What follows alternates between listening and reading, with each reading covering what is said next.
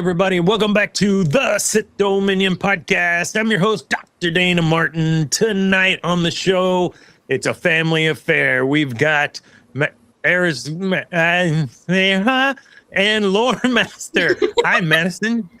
Usually that says Eris for this show. Yeah, it's still from the other live stream. I hadn't fixed it yet. Yeah, so while Dana does 3 podcasts, so does Madison. She does her own stuff. Put it up there. Put it up there on the top. Don't you have it there? No? I do. There it is. Eris Korriban. Go check out her crafts and wares and such. She's a pretty handy knitter and has little crochets and stuff. I don't see it. Where'd it go? Where is it? Oh my goodness. Y'all got rid of it. Was it deflock I didn't do nothing. or was it anti-clanker? No, that's not what this show is. Did he really put that as one? My Twitch Cam. Thanks. Cam probably overwrote it. We need to get those Twitch links in there. Anyways, go check out Eris Korriban's Twitch. She does take commissions. She'll commission work, and there's an example. I don't know what that is, but people do. It's cute. It's a box. Slime cube. Do you know what that is? It's Slime cube? D&D. D&D? It's D&D. Oh, gotcha. Anyways, go check that out. Yeah. And so she also helps. She is the sole contracted employee for Dimlum, DMILM, my side gig business. She is our operations and content manager. So she, anything you see that's posted, that's probably her doing. Why is only half of my face? You're okay. Only your website is here. No, I've got @ There's a whole bunch of @ There is not an @ DMILM, Dr. Dana Martin. Those are gone. Yeah, no. There should be @ Dr. Dana Martin. Those are gone. Where did it go? They're all gone. I have never seen those before. I put the website gone. down a I long used time to ago. throw up the Dr. Dana Martin one. Oh, I will tell you what happened. Cam, when he did this one, and when he did this one, he overwrote. He didn't add a new one. He just edited whichever. Yeah. Well, we only have a certain amount you can have, so everything that y'all are seeing on the back end is all we're allowed to have. All right, so let's do this. Take out that 6/ counter. We need to just remove those multiples where they say Facebook Feast of Fandoms, YouTube at Feast of Fandoms. When we promo those guys, we don't need their whole thing. All right, we'll get all that situated. Lore Master will do that. And you've been busy too, Lore Master. Playing like 3 you played with like 3 bands in 2 weeks or something. Was that close? Is that about how that went? 3 different bands in 2 weeks? Maybe 15 days. Well, that one 2 weeks, yeah, because I played a back-to-back and then another one the next week. I played too much. Well, and then last week I played 2 gigs back-to-back. Yeah. The point being, like, multiple bands, gigs, back-to-back. Well, so funny enough, this last gig that I had on I guess it wasn't the last one, but the one on the 3rd, I met some cats, and I might be in another band. Good for you. I did multiple bands too, brother. It's good. It's just good to work. I was doing Celtic music with Sarah Dynan while I was doing War Daddies, and while I was trying to get my foot in the door with Douche Magoosh. So yeah, 4 bands. Put up the 4. Make sure you're not AI. That's right. Awesome. We'll talk about your upcoming gigs at the end of the show, as always. Yeah. So little stuff going on in the Star Wars universe. I'll just pop off straight away. I want to share the. No. I haven't seen the video. Where is it? He's popping off.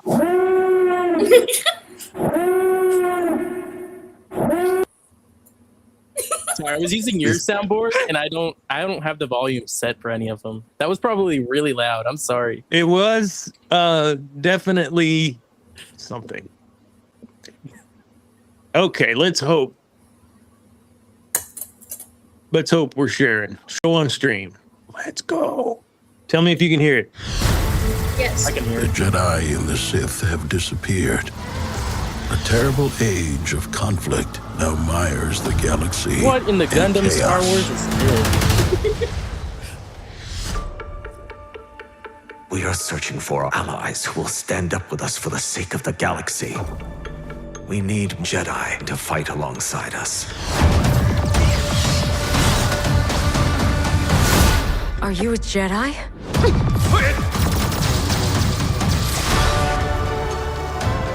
My name is Nawam. I will bring order to the chaos that surrounds us. He must be IG number stopped. 8. They're using the Kyber Most in show. crystals to make a It was a good weapon? manga. I don't know about the show. Fire.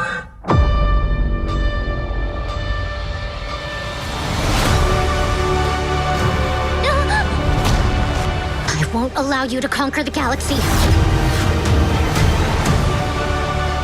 This mission will be dangerous. Things are about to get a little bumpy. This is a lightsaber forged by Lord Zima. We're getting copyright It strike. reflects I can the already user's tell. heart. It's gonna happen. It's blue. Is Nawam a Jedi? The Jedi fight in the name of justice. Does the Force actually guide you? How many people have you killed for the sake of justice?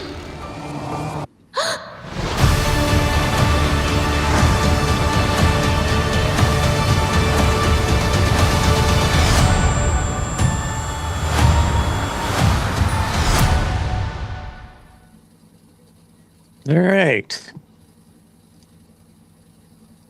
Have you seen this yet? This trailer. This is your first view. So we get reaction from both of you.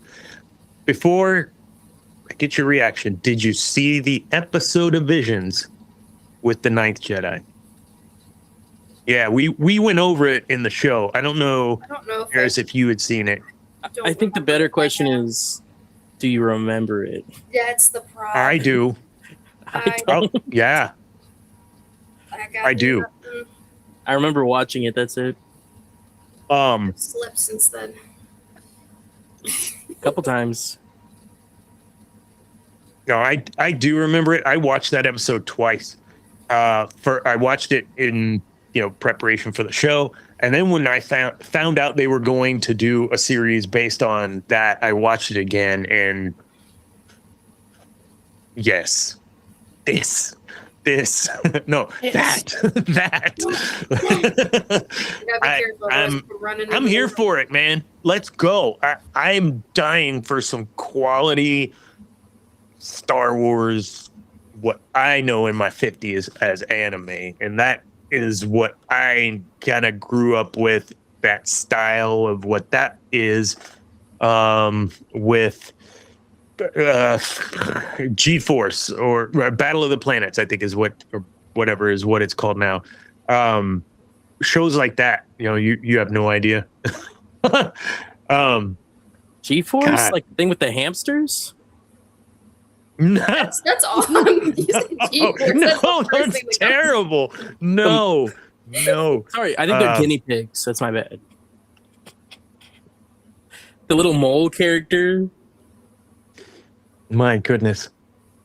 We have to No, have this, dude. fingernail paint for guinea pigs, of course, with matching princess tiara. Of course. All right. So I honestly, when I was a kid, this is what, like, I didn't know what this was, and it was amazing. Oh, I'm not sharing anything. Okay. 1970 something. So give the music a break, right? I guess it's before Dragon Ball. Dang.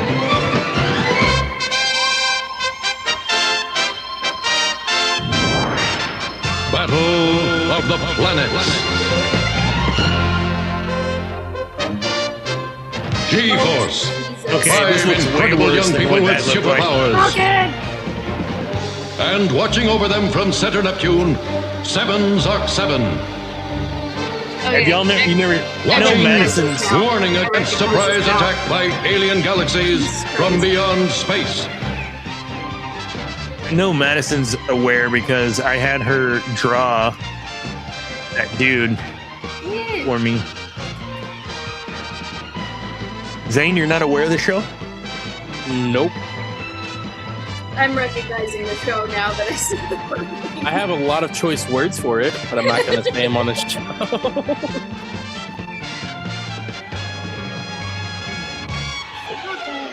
G-Force. Fearless young orphans. G-Force. Protecting There you Earth's go. entire galaxy. Not hamsters. Always five. Aw. Acting as one. Dedicated. hamsters, they were guinea Inseparable. Invincible. There you go.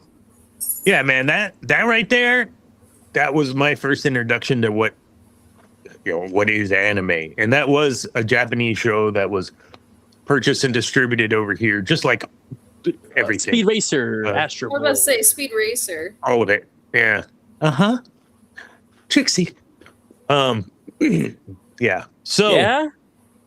how are you guys feeling about The Ninth Jedi? I'm excited. It'll be interesting. Interested. You don't I don't seem know. impressed. I seem a lot more hyped for it than you guys, I guess. I guess from the anime watchers over here, it's like we've been there, done that. This is not Disney's first anime, so Yeah. What's their first anime? isn't it Twisted Wonderland? Well, I actually have no idea. I All right, thought Lore that was Master. the technicality, like technically, because there's a lot of anime on Hulu. Disney specifically, I was Yep. pretty sure it was Mhm. Twisted You Wonderland. are correct. 2025, Twisted Wonderland. Which that one's good. I love that one. That was really great. But it's also very different than Star Wars. It seems interesting. Like I probably will watch. Well, I will probably watch it because of the show if I'm actually able to make time for it. But like it looks okay. I just space adventure is not my type of anime, and I feel like Oh, you know what I mean. Like I'm a Gundam guy, Different genre. so I'm like, let's go. This is I've been watching One Piece. I've been watching Dragon Ball. Right now, I'm just trying to get through the big ones. I watch whatever Tommy turns on.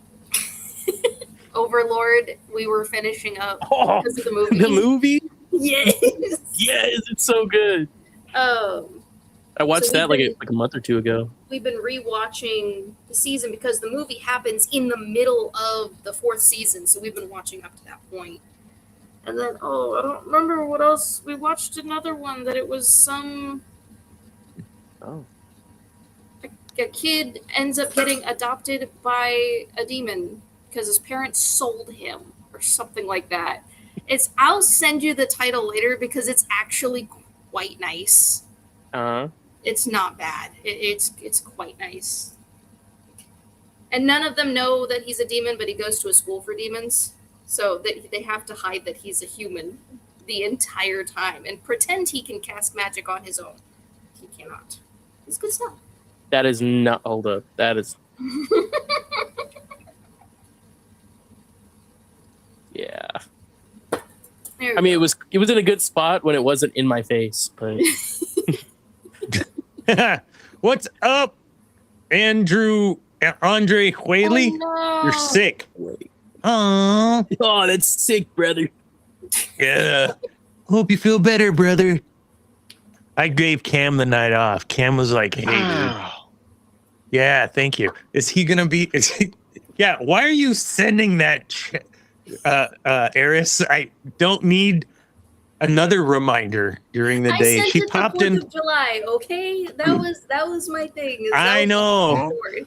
It looks like the 4th of July. Damn it. Hot dog, real bad. I'm excited for the 9th Jedi. Good. I'm glad you are, and I am, but nobody else is, apparently. I was just finding On the time 4th of amongst July. Other He had a hot dog really bad. I want a hot dog real bad. No, it's not Oh like my I'm God. like not excited for it, but for something that's not canon, and It's a lot of effort for something that's not canon. you know, when I have so much I Wait, have to is watch that- already. The private chat, is that what your real thought is? That was On the on the Ninth show Jedi? that you just no, that was on the show you showed us. Battle of the Planets or whatever. Yeah. Choice words. I'm not gonna say Oh them. my God. I bet Cam would say them. He'd say them Oh, out yeah. loud and proud. He'd say them out I'm not- loud, and we'd get. It's Whatever. nothing like horrible. It's nothing horrible. I just want to let the audience know it's nothing horrible. I want Joey Chestnut on them dogs. Yeah, congratulations, Joey Chestnut. One more. Yeah, One isn't he more in the back? bag. Yeah, he's like back in business. Yeah, He was he's- banned, I thought, for a while. Right? What? I thought he was banned for a little bit. Oh, I knew he was not competing. I don't know why. Yeah. I just knew he was coming back, and he's just killing. Now he's back. Dude, that guy can kill a dog. Let me get Man. All right. How was the 4th? Celebrating America's 250. Look, listen. No matter what side of the house, no matter what side of the aisle, no matter what bank you're on, the East, the West, the Fed, just know that for 250 years, people break into this country to be here. That's how awesome it truly is. Thank you. 250 years. I will be unapologetic about my patriotism to this wonderful country that I live in that gives me the opportunity to do this. And while I can say whatever I want to say, I will have consequences for things I say, but those consequences are not by my government. Those consequences are by other people who just don't like what I say. And that's fine. You don't have to. And that's the beauty of this country. Unapologetic about how much I love the United States. However, I will also... Why is it so loud? I don't know how to stop it. I don't know how to stop it. I'm just clicking it now. I don't know how to stop it. I am so sorry. I thought it looked normal. It looked normal. Can you mute me for a second? Can you just mute me for a second? So, wow. In the same breath, you should also unapologetically question your government's intentions. Unapologetically. We overthrew a tyrannical government for Much better. our freedom. 250 years ago, it was signed that we would stop the tyranny. And it was people like you and I that did that. So, unapologetically patriotic on this 250th anniversary of our country, but also unapologetically questioning anything our government has to say or do.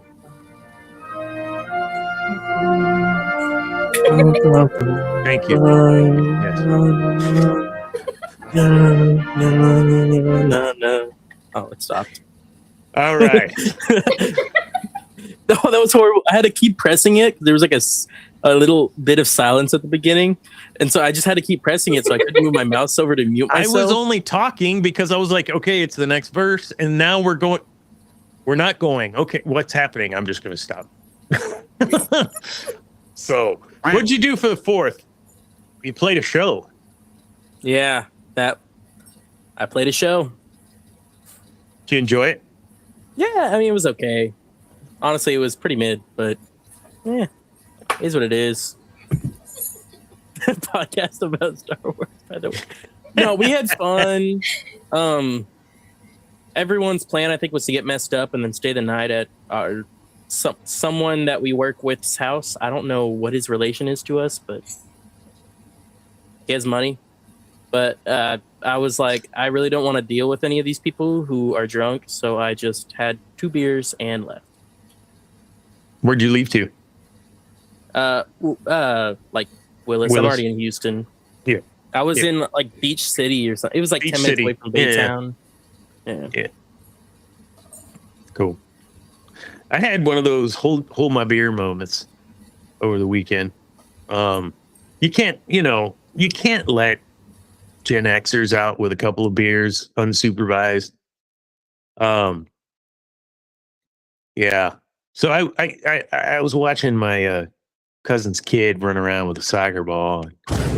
He was talking a little trash, and I decided to go. After about 4 beers in, here, hold my beer. So we had to play some 1v1 soccer, and apparently I think after 4 beers in, I'm pretty nimble. I fell once. He rocked me good, just like, and I ate it. He's pretty crafty. Reminds me a lot of the lore master at that 10-year-old age playing soccer. Little moves. Thinks he's all that in a bag of chips. I was. Yeah, you were, but you had 30-year-old dad, and you didn't have this 50-year-old guy that. Yeah. So right now I've got a grapefruit for one knee, and I've got a clicky knee on the other side.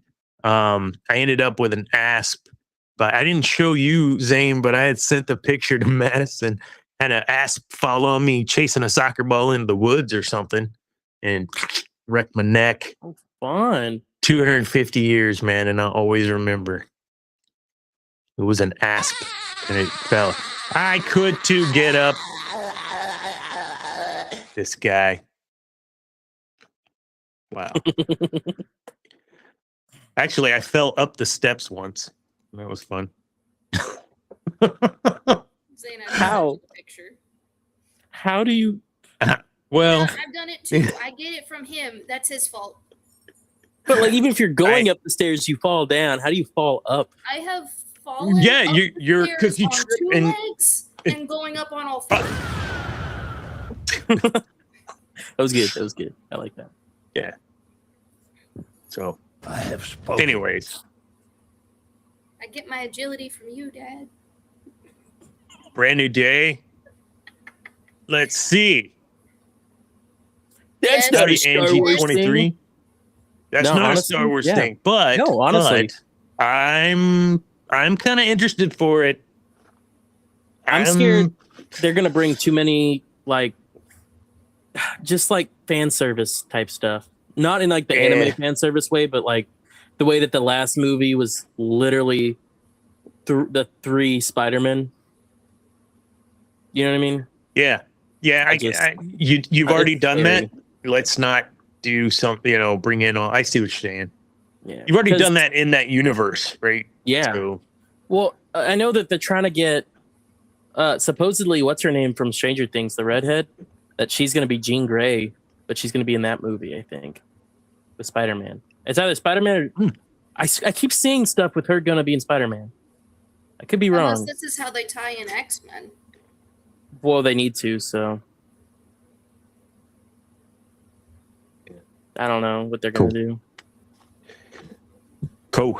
What time is it? 26. It's Get time. a watch? Let's go. All right. Why? In pre-show, real quick, I touched on just this whole kind of premise of everyone's got a lot of people think she'll be Jean Grey. Yeah. Like, what? No, sorry. We talk about other stuff. Actually, that's what we're talking about right now is other IPs in Star Wars. Why is it that the Star Wars fan, you have Marvel, you have DC, you've got Star Trek, Star Wars, Harry Potter, Lord of the Rings. I mean, Battlestar Galactica, Battlestar Galactica, it goes up. Firefly. You've got so many universi to choose from. Yes, the universi. But I enjoy all those IPs, right? We watch all the shows and all the movies, and some people like you do read. I don't. Books on the subject matter. So yeah. So how is it know how to read? For us? We're doing a show on Star Wars. That's what our love is. And I know some of that has to do. Are we talking about Star Wars? We got like do a 5 Star minutes Wars talking show. about Star Wars. We do a Star Wars show, and we could be doing a show that's solely about something else, right? But we're not. Why? Why is it that Star Wars is what it is? You talk about like we went into some real deep stuff about Dragon this and balls and something. I know that's another one that people are super loyal to. That's another one. Super loyal fan base. So let's start with what is it? Not about Star Wars specifically, but what is a fandom, or what does an IP need to have for you to be like, let's go? Because you watched Attack on Titan, but you don't talk about Attack on Titan. You didn't talk about Attack on Titan the way that you talk about One Piece. So what is it that is different about these things that we love more than? What is that? X factor? I don't know. And that's what we're going to talk about. So you tell me, for instance, Zane, why? Mm-hmm. Why one and not the other in that small universe? What is it that makes you draw to one and not the other? I mean, I think that was a great comparison. Attack on Titan versus One Piece. Well, one big thing, it's with One Piece, it's with things like Dragon Ball, Naruto. They're so long running that there's so much content to keep you invested, right? That's always a big thing. You want to stay invested in these characters. You want to just keep seeing them grow and be better, see all about their stories, their backgrounds, how they interact with new characters. That's always the biggest thing. That's why One Piece is still running. That's why there's still new things coming out for Dragon Ball, including Goku in him. It's been since the 80s. But like I said, I think that's the biggest, first thing is the amount of content there is. I think the second thing is how relatable a lot of these characters are. I could not relate to Eren. I could probably relate to Armin for a little bit. I couldn't relate to Mikasa. I couldn't relate to all of these people in Attack on Titan. It was still such a good anime, and there were a lot of good characters, and it was a good story. But I can watch One Piece. I see Luffy just goofing off. I'm like, I see myself doing that sometimes. I see Zoro just literally getting lost when everyone else is going the other way. That's totally me. Sanji's love of cooking and all this stuff. Like, each character has its own thing. And I think even like I say, it's like Dragon Ball, like with how upbeat Goku is, you can totally see yourself there. Or maybe how annoyed Vegeta gets at Goku. You could totally see it. But with something like Attack on Titan, or I'm going to say Overlord. I love Overlord, but I can't feel myself get into these characters. Same thing with Sword Art Online. I can't relate to these characters as much as I can with One Piece, Naruto, Dragon Ball, Star Wars, Marvel, DC, all these huge IPs that are made to have characters that you can connect with. Mutants, right? Stan Lee is like, mutants are there because children don't feel as if they belong, and I wanted a place for them to belong. So that's not the quote. I'm paraphrasing. Don't come at me, Pete's sake. You know what I'm saying? And so, yeah, that makes total sense, right? In a Marvel or DC, and even in an anime like what's the one, the airbender guy, right? You've got Avatar, like The Last everyone has Airbender? their kind of thing, right? Like everyone has their specialty, and in a good way. I seem smarmy. I'm Yeah, not. but they're still Yeah. relatable and more down to earth than a lot of other things are. Yeah. Yeah. Eris, on the relatability, let's stick with that. How do you feel? Do you like with your I don't know that we've had the conversations like Zane and I have had in recent times of where I could quickly make that comparison. Attack on Titan, what is it? But what do you have? Was there something that popped in your head of why you like one IP within, say, anime and you don't another that you took the time to invest in? What is it about the one versus the other? It would definitely not so much relatability for me. It's how developed the worlds are and the creatures and everything else. So, Star Wars, I could read hours of background lore on just small things, and I like the little nitty gritty things. At Star Trek, but Marvel. Whoa. I don't watch Star Trek at all. The only movies I've seen are the ones I've watched with y'all. That's it. That's depressing. With TNG, Marvel, baby. Tommy Amen. and I will sit down and have full conversations for hours about Marvel. Because you can get super invested because there's multiple universes, multiple characters. You can have 7 of the same character all be completely different, whether it's backstory, name, race. Some of them are completely different races, but it's the same character. But that also changes aspects of who they are and how they grew up and why they do what they do. So could within, you- say, the anime world, from what I remember, My Hero Academia was like that was your. Is it still rank up there? And if so, why? I would say My Hero is a little bit lower. Overlord is definitely higher than My Hero, but that's because of politics, and I love the politics, which is That also is why I true. love Star Wars. I love the government politics that go into it, which Overlord has a lot of that. I've Where never they're heard of going over Overlord.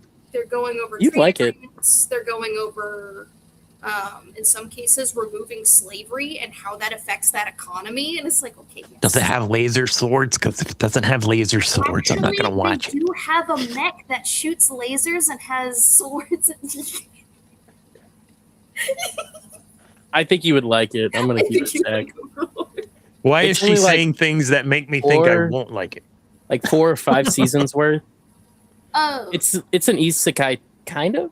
a guy gets trapped in what he believes is a video game. Turns out, no, he just is stuck Bandersnatch. inside his character. It's with kind of all like, of the NPCs. yeah. So that- he has like a character in like a WoW type game, and the servers were gonna shut off, and so he went into the game and then was never able to leave. And it turns out it just transported him to a new world.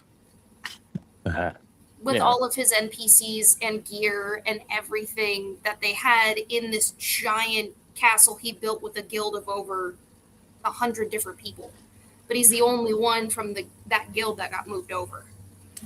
So he's making a name for himself and is starting his own government, acquiring cities and territories, strategically starting wars, having underhanded politics, go and remove leaders so he can take over. Have you seen the movie? Sounds like Papa Palpatine to me. You haven't seen it yet? No, because we were getting caught up and then No spoilers. I got you. no spoilers. Is it a movie or a animated movie? Animated. All of it's It's animated. anime. But the movie takes place, I think, right after episode 7 of season 4. I don't remember. I just remember seeing there's more content, so I watched it, and I'm like, oh, that makes sense. That's it's the second time in a row. It's because Oh my God. Tommy's playing a video game in the other room, and he hates the sound of the fuses blowing in the game.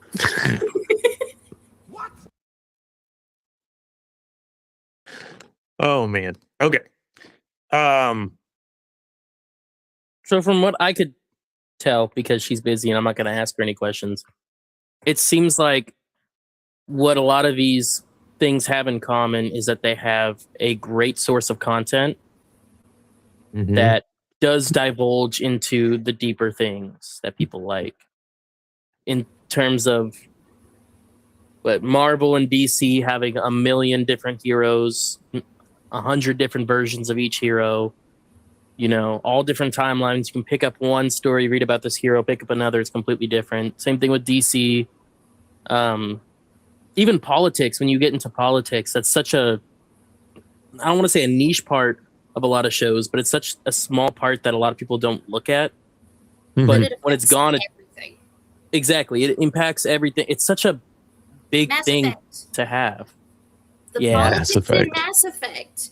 And Zane, I know you remember us sitting down on the couch in the living room and you reading the lore with me, but you decided to read it enunciating every vowel as an E.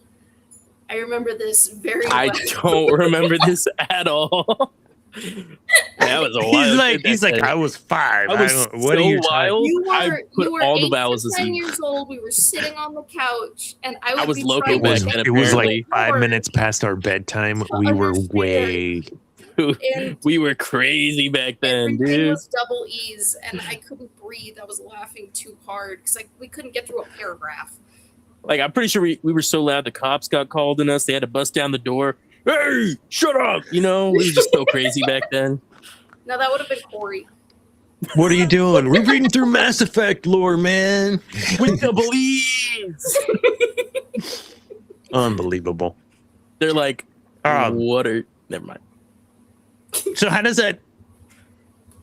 that transpose to Star Wars for you? So, you pointed out politics, Harrison. You pointed out the relatability of characters. I feel like, yeah, agreed. Yes, on both fronts. So what is it with Star Wars that has that for you, Zane? Well, I mean, yes, politics. Politics are amazing. One of my favorite characters could be considered not a politician at all. He actually struggles with that a lot. But like he's always in the middle of it, and even if you let's just look at the 6 movies that we know of Star Wars, only 6 of them. There's still so much that goes on, and you're drawing from let's just politics and relatability together. Let's look at just the OT. What was that based off of? You have your stormtroopers. What was that based off of? I'm not going to say anything, but that's such a relatable thing to have. And the movies only came out 30 years after. So you're talking people who lived through it are still experiencing that. And having something like that carry over, let's move it to the next trilogy. You have something about a tyrannical leader coming into power. No one knows he's holding on to his power, all of this stuff.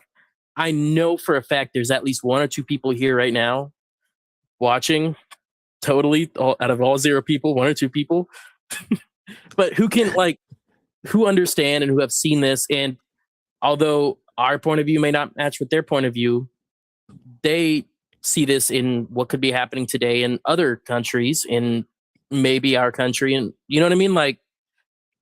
I think there's just so much there. And then you get into the relatability, right? And the fact that they're able to take this huge overarching political storyline, because that's all it is. It's about a war. What's war but politics? It's a galactic civil war. And then they make that so relatable by giving all these characters little bits and pieces that make you, yes, love them, but then feel for them. Shoot, you feel for Kylo Ren when he's like, I don't know. I know what I have to do, but I don't know if I have the strength to do this. You're like, which time? Come on, Kylo. He only did that once. No, he did it twice. Quote? Yeah, the exact he did quote. it. Okay, lore master, correct me. Show me. No, he did. He did it when he killed him, and then he did it again whenever we debate whether it was all in his mind or some sort of force projection of his father. Whenever he becomes Ben Solo again, he says, I know what I have to do, but I don't know if I have the strength to You do are it. I swear so he's right. You are so right. That movie is a fever dream for me.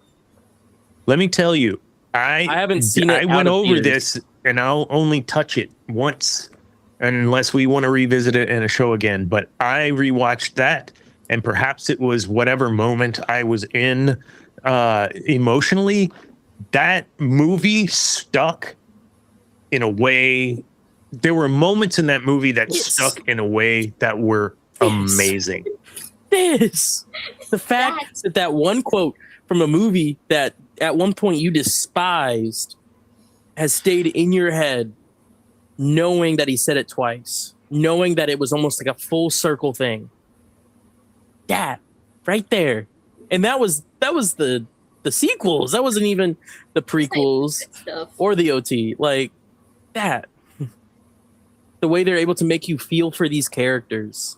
And the only reason you're able to is because you relate to them in some sort of fashion. I mean, who knows? Maybe if I was a Force user and my master, who's also my uncle, I woke up one day and he decided, like, I woke up to him with a lightsaber in my face. Like, who knows? I might have turned out evil. You never know. And so, like, putting yourself in his shoes and the fact that you're able to, I think that's such a big part of why Star Wars is so liked by the common people here, hopefully.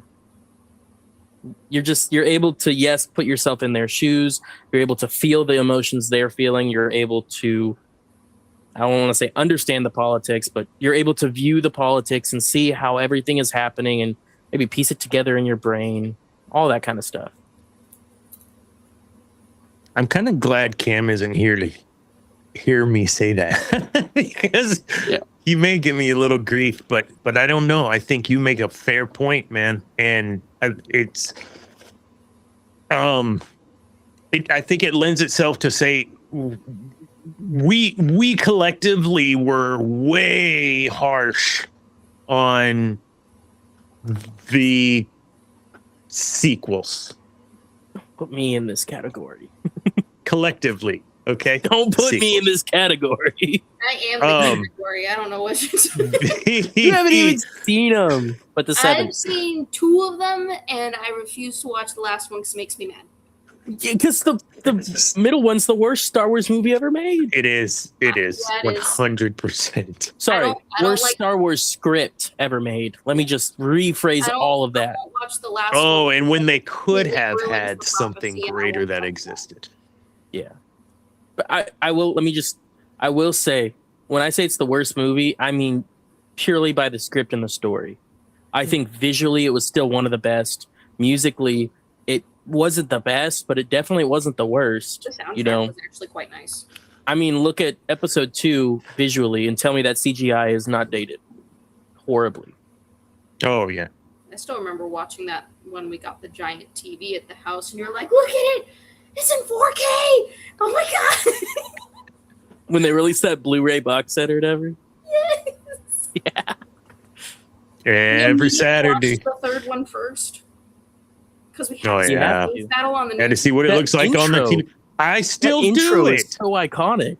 100. That's my gauge. So I got Zane, the TV I just put in. Yeah, the first thing. Disney Plus, episode 3, open, go.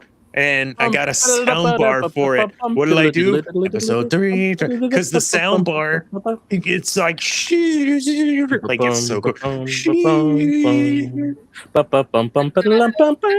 that because we got our replacement TV. It was on sale. It was great. We massively underestimated the size of our last one. So we had to move some bookshelves. I think our last one was a 60-inch TV. That is not what we got this time. Because Tommy was very sure that we had a 75-inch. Oh. Yeah. That's how you do it. You say, no, we've got this size. We need to replace it with this size. And so you replace it with, and you're like, whoops. Oh no! I guess we got an extra 15 fair, inches. It was less than $500. Mm. Did you get it at Walmart? Yeah. Yeah, that's what I figured. That's the trade-off. We got it on That sale is the because they had trade-off. Too many. You sign your life away, man, when you... Well, because those Walmart TVs, the processing on them are so slow. But it's cheap, so... This one's by Roku, and Like, it's... You open up Netflix, and it takes like 5 to 10 seconds for it to fully we load don't and hook open our up. TV up to the internet. We have an Xbox for that. Yeah, well, there you go. So the Xbox there is you go. not My bad. My bad. My bad. My bad. My bad. We don't have to worry about it because it's all through Xbox. Wait. Oh, no. Let me tell you something. Oh, no. Okay. It was a misinput. So that's a great point. You take kind of where you're at though as well, right? When you're watching this stuff. So where we were at watching Return of the Jedi growing up, you guys are watching this with your dad. It's feel good, right? Whatever. Another time it may be I'm watching that and it's like, gosh, I'm really frustrated with my dad and why doesn't he just listen to me or whatever, just based on where you're at when watching it. And I think, like you said, the content, the story itself holds, the character, the way they're written, they hold, and they don't just hold, they transcend. You watch Buck Rogers was at the same time as Star Wars. That is heads and tails a different thing, man. It's trying to be a space western, kind of like Star Wars, but kind of like Star Trek, and it wasn't the same vision, right? You take Lord of the Rings and you take that scale and scope and character development and all, man, like how do you? I don't know. And this goes on, right? Marvel, DC, all these characters, like you said, it's not just Spider-Man. There's 3 Spider-Mans we've seen in just one movie, and we got Miles still somewhere out there. All of that together can be overwhelming, but if it's done right, it can connect not just the web spider stories all together.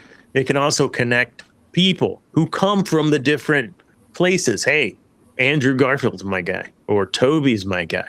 And now everybody gets to have the same experience sharing their guy. So this one was more relatable to me, but oh my gosh, it's still the same guy.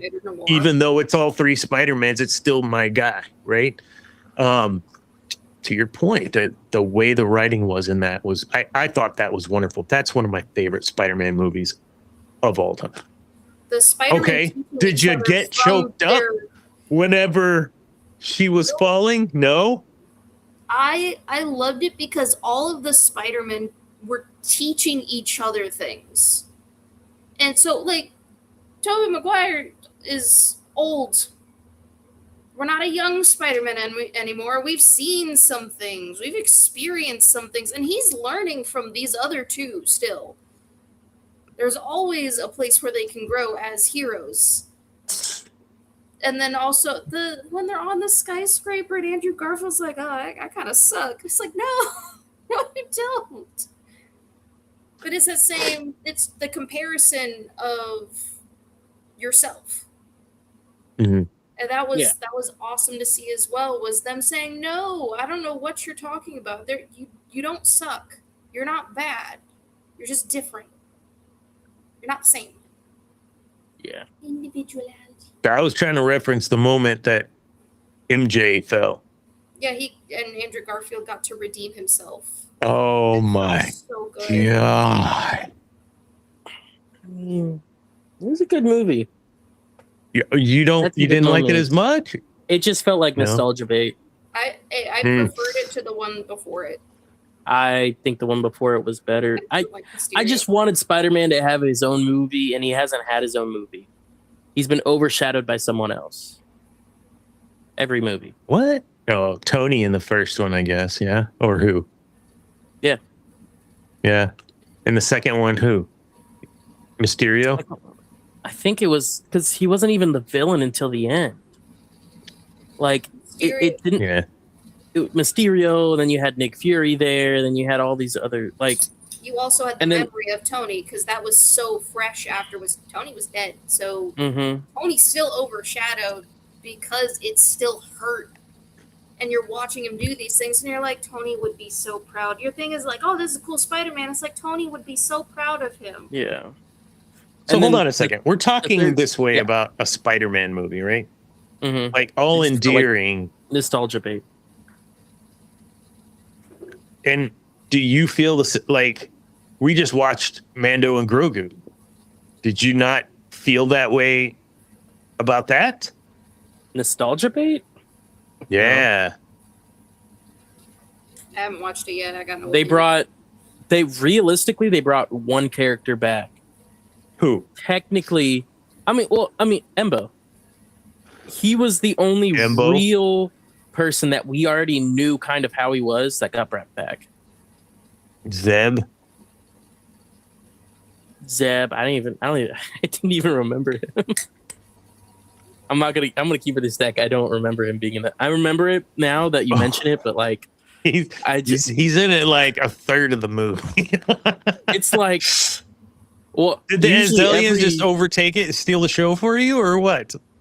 He was probably the best part, which is the worst. Well, Rod of the Hutt has no lines, and I honestly don't think, for me, Zeb is nostalgia bait.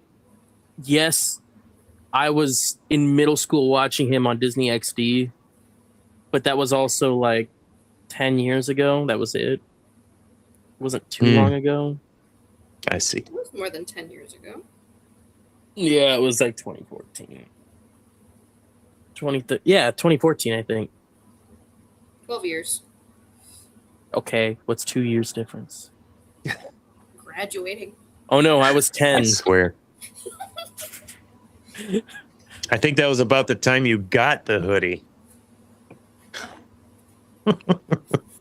Dang, this is good. Oh, no, I didn't get that hoodie until 14. You remember that day that I went to your work at wherever? Yeah. Because it was like career day. Yeah. That was the day I saw the post on Facebook and sent it to Mom. Oh my goodness. We were in the lunchroom. I remember. Oh my goodness. Holy cow. Yeah, we'll never get to go in that building again. Oh no. Yeah. They sold it. They haven't let me back in building, since the convention. Yeah, since you ran the table in Halo and COD, they were like, I don't even this kid. know if I have the trophies anymore. Dude shows up in a Darth Revan, comes in and just whoops everybody's ass. It was amazing. And then no one wanted to play Halo with me, so I just won it.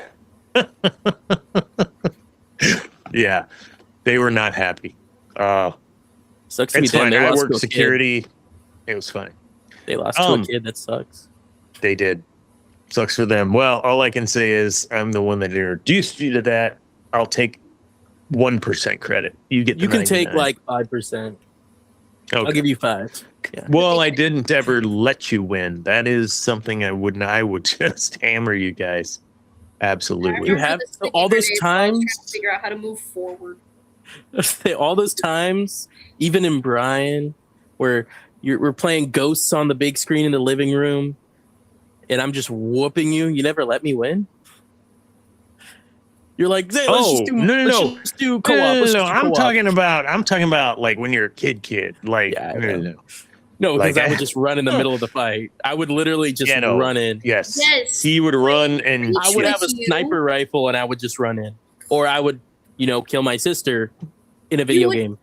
I remember so I can get the gravity hammer mission in Reach where you would run head first with a sniper rifle. Madison, I died. You need to back up so I can respawn. It's the one with the holograms. I'm just gonna finish the mission at this point. It's the one with June and the holograms. I remember that one. My goodness. You had the armor I'm better buff, now. Never used it, sir. I'm better now. So here we are talking about this stuff, but it all it all starts with Star Wars, man. Like you said, the Blu-ray box, the Saturday mornings, just kicking one in, and that's just how I forced it on you. Forced it on you. No, like, yeah. There is a inherent love for Halo. Yeah. At least I know on my end. I don't know if Zane touches the games. Anytime a new Halo comes out, it's like, oh my god, I need to play the new Halo game. Oh, I need to play the new game. I need to play the DLC, the updates. I mean, with 4, I played when it came out because we got it. 5, I don't think I touched it until, I don't know. We never had an Xbox One up until recently. So I never had a chance until I was like at your place for a week or two. But then like Infinite, I was on the beta tester list. Like I literally tested it on my old PC. I played through the whole campaign. I still don't understand what it was about. And now they're like basically rebooting it, so I'm excited. They're gonna be it's not a remaster, it's a remake. No, yeah, it's technically a reboot. They're adding new campaign missions, they are redoing the graphics, and it's for the OG first Halo game, Combat Evolved. It looks really good, and all the levels they've shown. It's day one Game Pass. It's day one? It's day one Game Pass. When is it? I'll download it. I'm looking. I mean, I think it's single player only, by the way. No, it's not. Oh, it's not? Well, it's I thought it was. No. Because it's why are we doing this now and not in After Dark? Because we are. Because it's on topic. You see how invested we are to the Halo. It's the same thing with Star Wars. What is it? Campaign Evolved. July 28th. It comes out in a few days. Halo. Are you on Xbox right now? Yeah. Campaign Evolved. Standard Edition. Game is I don't want to pre-order. Xbox Game Pass and PC Game Pass. It doesn't tell me it is. 26. So it comes out at the end of this month. Yeah, PvP multiplayer is not there, but they do have co-op for the campaign. That's what it's I mean. campaign Evolved. It's campaign multiplayer. I don't play the PvP for Halo, but I'll run the campaign missions with Tommy all day. PvP is half of Halo. The world building is so much fun, but when you're 7 or 8 years old yelling at some 30-year-old on the mic playing Halo 3, because I wasn't playing Halo 2. You know, it's like if anyone hasn't played Halo out there, it's like you going into an MW2 lobby and just getting clowned on by a kid and then them calling you a bunch of slurs. Like there's just something about multiplayer experience that's so much fun. I also love the slurs for the aliens that show up whenever you play.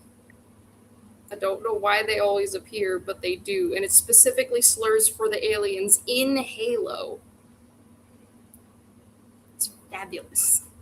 You don't... Okay, that's an After Dark. I will find it. Anyways. It's hilarious. Okay, back to the show. Halo, another great example of making this empty character that you slowly start to put yourself into and start empathizing and feeling more with. Huge universe that gets expanded throughout the games, but also has books and comics to back it up. Graphic novel. Well, a lot of politics. Don't watch the TV show. What do you mean don't watch the TV show? I think it was fun. It was good. I took it's a different timeline. I took it as like this is what we think could have happened. That's good. If you try to put it in the actual universe, it doesn't work. You can't put it. No, it's a different timeline. They already said like it's physically impossible. Oh, that's how they put it. Was a different timeline? Yeah. Okay.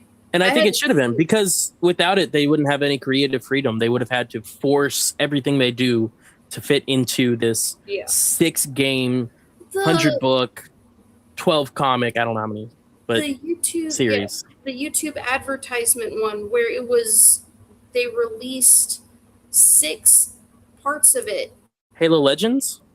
No, we'll go over it in After Dark. Tommy and I watched it and we squished it together to make it a movie because it's technically a movie, but they ran it as an ad for YouTube when you couldn't skip ads. So you got to watch segments of a Halo movie as an advertisement for a while. Are you sure it's not Legends? It's not Legends. I don't think it's Legends. But we'll go over it in After Dark because. Anyways, I love that one. Red versus Blue has a couple movies where it's just episodes watched together. Red versus Blue. Rooster. What those guys' name? Rooster Teeth. Rooster Teeth. Are they still around? I think so. They're more of a business. So, I think they still make content. Like, they still make understand stuff. Like this was these guys were out of Austin.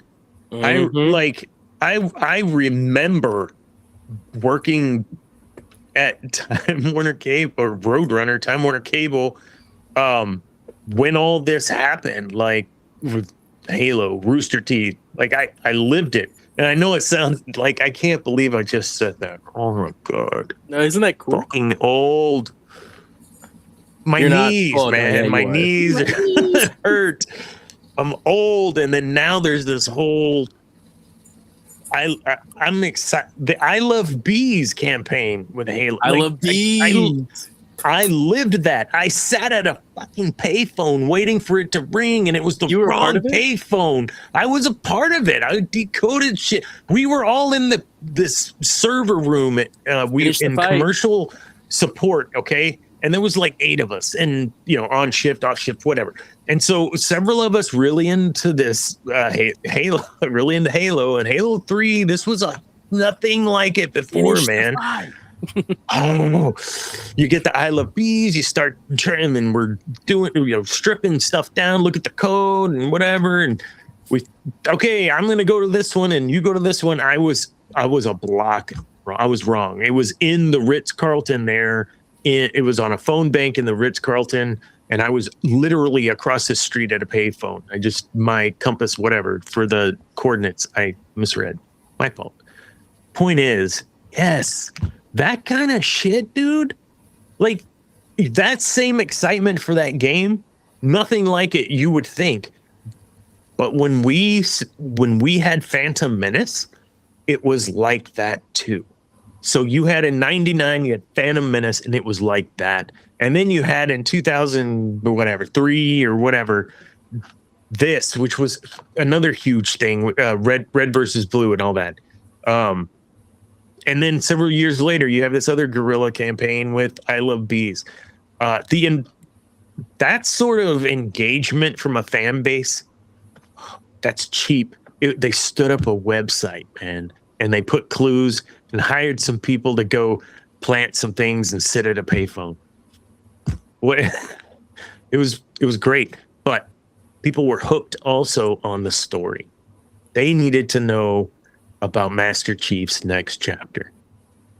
We needed to know about his Luke's next chapter. His supposed last chapter. God, freaking Cortana. Both. Anyways. Both. I mean, really, both. Man. Think about it. Like, not even looking at the sequels, like, that, when they came out and then they teased that Luke could be in it, they teased all the other characters, you're like, Luke is back? Yeah.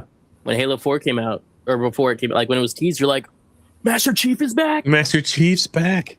Especially after like Reach came out and then Bungie dropped out. You're like, what are they going to do now? I enjoyed Reach for what it was. Oh, it was a great game. That one, it was a fun game. And the comps, and so it was so fun. I had a lot of fun.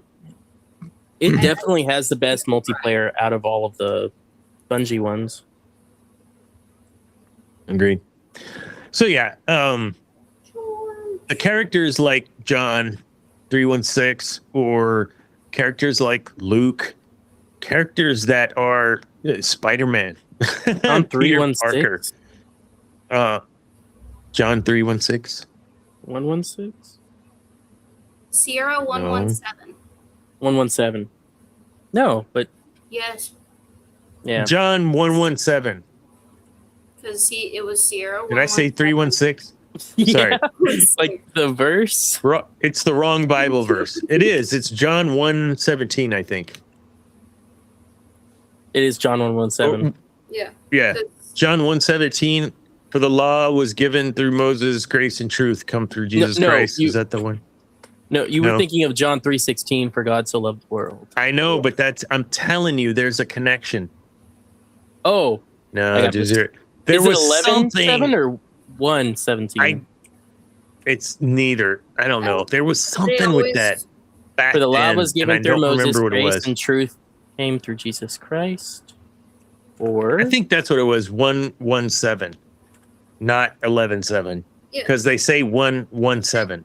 They say Sierra 117. The other one's like Jesus tells his disciples, "Let's go back to Judea," and then that's not. It's the first one, like because he is the carrier of the law. I think is how they were saying that. For the law was given through Moses, grace and truth came through Jesus Christ. That he was both. Is that what it was? That he was both the law and the grace. He was because he was the savior. But he was the law, but he was the savior. I don't know. Whatever. Anyways, it was something like that, and I've slept many, many times since then. But to that point, here we are kind of speculating and talking about a character in an IP that can be debated. We don't know, no one's going to tell us the intent of the creator. And so based on that, I think this is a great segue to another video I got here from our guy, Sam Witwer.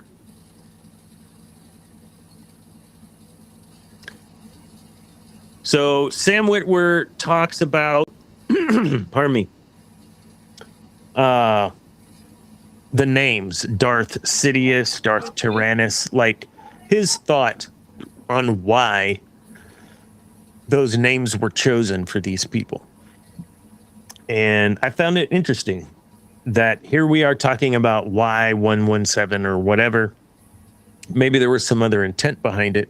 And here's another fan wondering about what's the intent behind the names. I've always thought that the Sith names were mockeries of who they once were. Mm. For example, Count Dooku.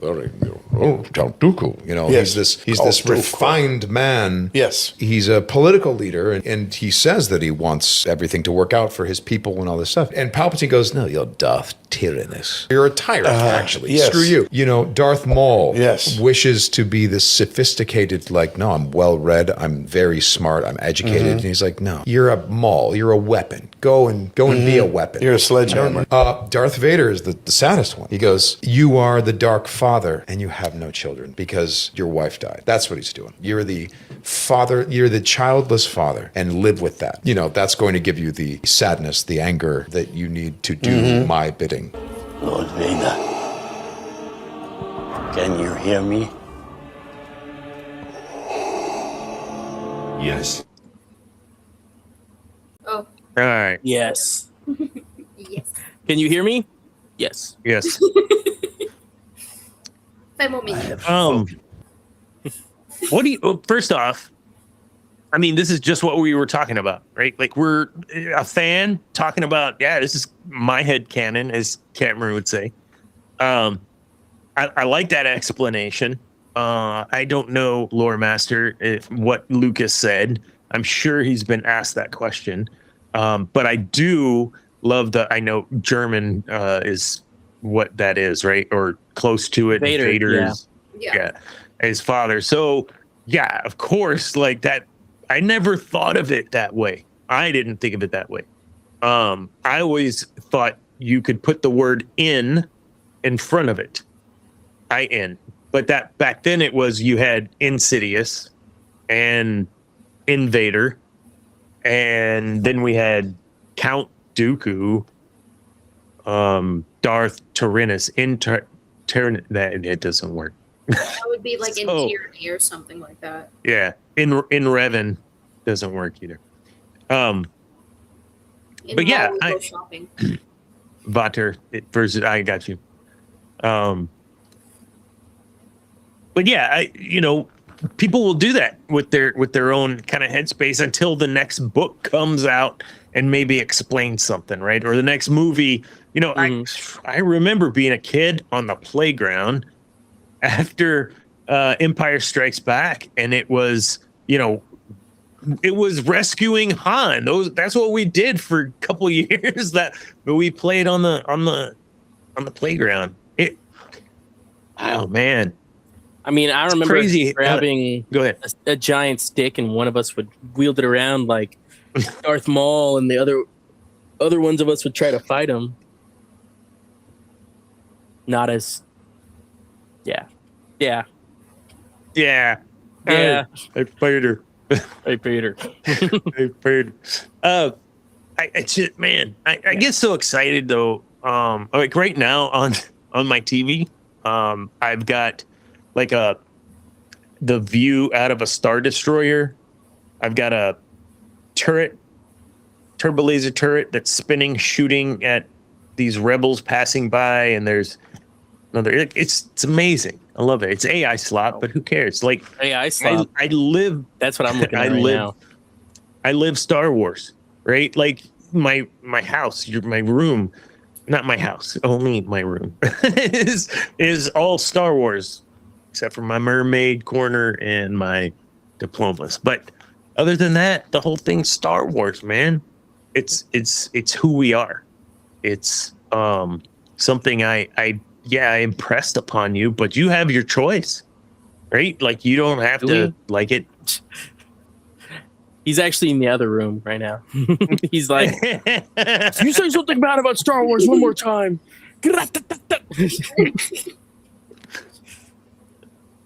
That was just one of those like wind up tour noises. He would never actually do anything to harm me. The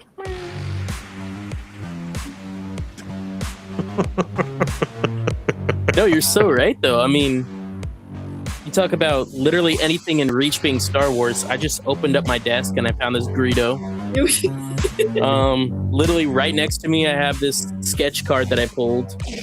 Yeah, that you gave me. Literally, my wallpaper, which I'm not going to show you, is an AI generated image of Thrawn and my favorite character from One Piece Law mixed together. And that's literally just right here. Just right there. Just right there. Hey, you literally... I don't want to hear this. The hypocrisy coming from over here. I know. I'm not every, because Debbie, our hero, I just looked at the time. I said, Debbie, our hero, and I looked at the time. Went through all of our GNN labeled things when we came over and became our own channel. She went through and put new wallpapers up for everything. So I don't think she used AI. I know everything I've done since then is on every wallpaper or every thumbnail that we use or even background. This logo is right here. AI. This logo right here. That's totally AI. The TSD with the Sith Dominion is just the text. That's totally AI. No, actually, you're like, we I got a talk Word about document? this logo that was created by Cam's wife. Oh, really? The TSD, the Sith Dominion that you see right now on your screen was created by Cam's wife. Heck yeah. Woods, nice. Woods. Yeah. I just say that because TSD logo. It doesn't look weird. It looks normal. It looks like an actual logo. That one right there. Yes. That's a cool logo. That is AI slop. But I love it, man. It's us. AI slop. Whoa. Let's put that right. No, it's on you. Okay. Oh no. Oh no. No. Let's keep it here. No. Actually, I like it right here. Right here. That's fantastic. No, come. All right. Oh, I don't know where. All right. So yeah, does it transcend the IP into video games? This is our last segment. There are a lot of Star Wars video games covering a very long timeline. I am not as versed in other things like Dragon Ball, Pokemon, right? Like these things for video games have their own rabid fan base as well, right? Yeah. Star Wars does too. The SWTOR, you still play it, and I'm almost sorry. I don't know how much money you've wasted on. I'm sorry I introduced you to it. Wasted. Hey, I'm not saying anything, but I can create a new character and just go through all of my like dress up stuff that I have, my cosmetics, and just go like, I remember pulling this one. I want this one on my character. Oh my goodness, dude. Yeah, there was a time. And I loved playing that game, and then playing it with you a few times. That was so much fun. Madison playing with you for a while on that too. I got a blast from the past for that. Oh, I know what she's talking about. But I mean, and with a game like that, you play it once a month or once every couple of months. That's my game. Like you get a 1 month subscription, and you get your full use out of it, and then you're done for the year, and you come back to it, another 1 month subscription. You're chilling. Yeah, I've got the physical disc copy from when it first came out. That, man. That's cool. Yep. It's not worth anything, but it's cool. Still in it. It's got it's cool. Code, yeah. Like I said, it's not worth anything because I can go to any like secondhand dealer half price right now. Yeah. Half price. You literally find a bunch. But they're cool. Here's the question, right? Like, so does Lord of the Rings have a video game? Yes. That's that good as well, right? Yeah. I mean, that Shadows people of Mordor are rabid. Oh, I've been Shadows playing of Mordor. Moria with Tommy. I freaking love that game. Does Marvel? Yeah, I'm saying like hold on, let's hear me out, because I think I don't want to be small potatoes here. If we are talking about Star Wars video games and they have their own rabid fan base, all of like Star Wars video games, just like Star Wars movies, Star Wars video games, is there that rabid fan base for? We know Halo was that rabid, but is there in the other IPs like LOTOR or Marvel or what have you? Yes, 100%. Mortal Kombat is a great one. Oh yeah. See, I'm only thinking movie correlation there. Yeah. Well, hold up. Hold up. Monster Hunter is Monster a big Hunter? one. Pokemon, Digimon released a new game like a year or two ago, and Final it popped Fantasy. off.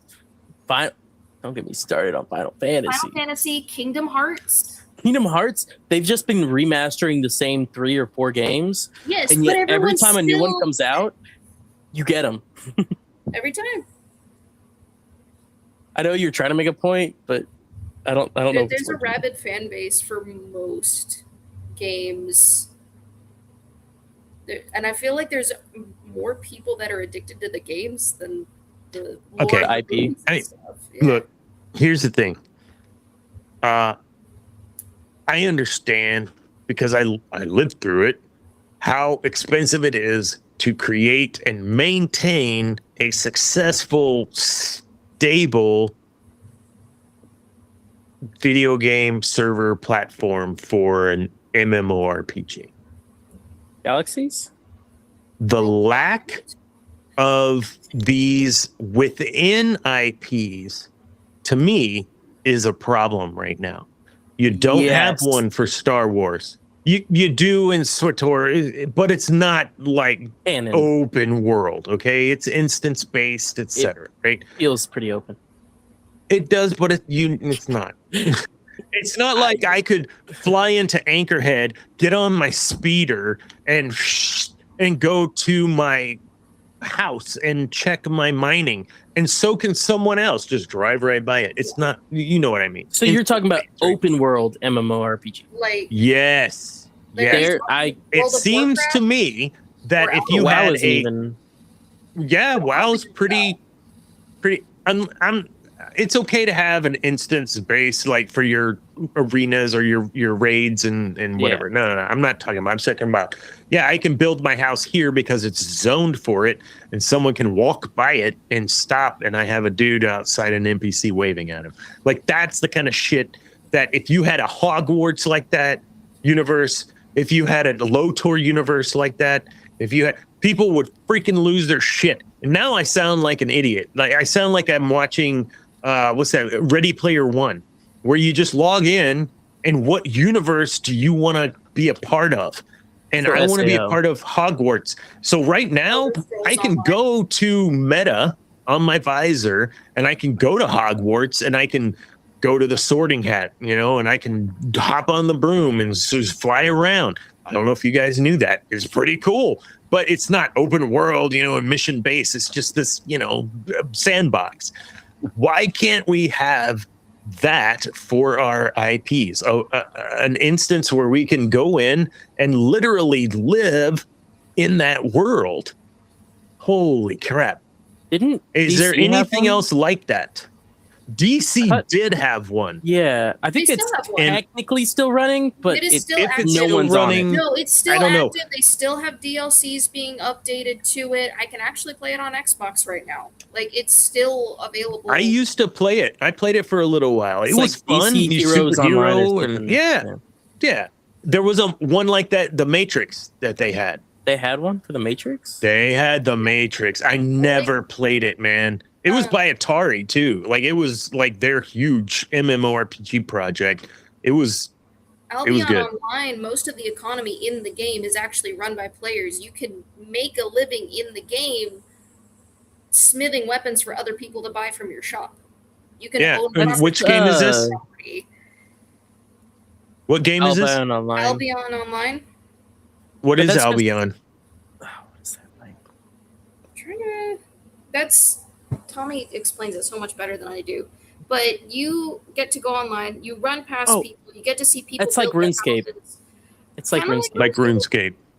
But you can interact with everybody that's on that server with you. You can build your own houses. It's a player-run economy. So people farm and then this was galaxies, man. Yes. Yeah.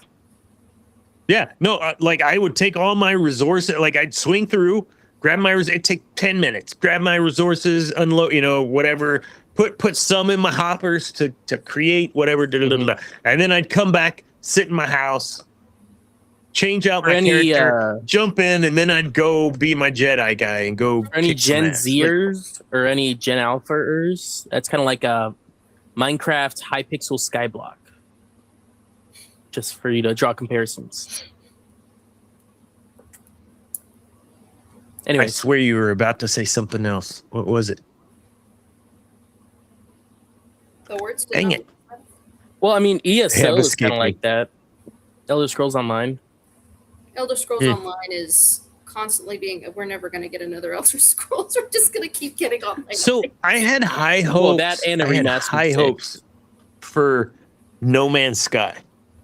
Really? They're still doing major updates. I had high hopes for it. No, I know they are. And there's something like billions of planets. Like it's crazy the way that the algorithm just keeps building the universe.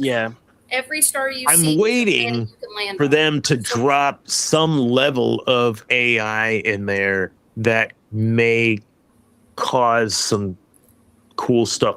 So I have it. I don't have it loaded, but I have it through Steam, I guess. And I did it in VR, Steam VR, and it was such a beautiful game and just free to walk around, do whatever, within reason, you know. Well, you can build your own ship now. I don't know. This has been like 4 years since I played it.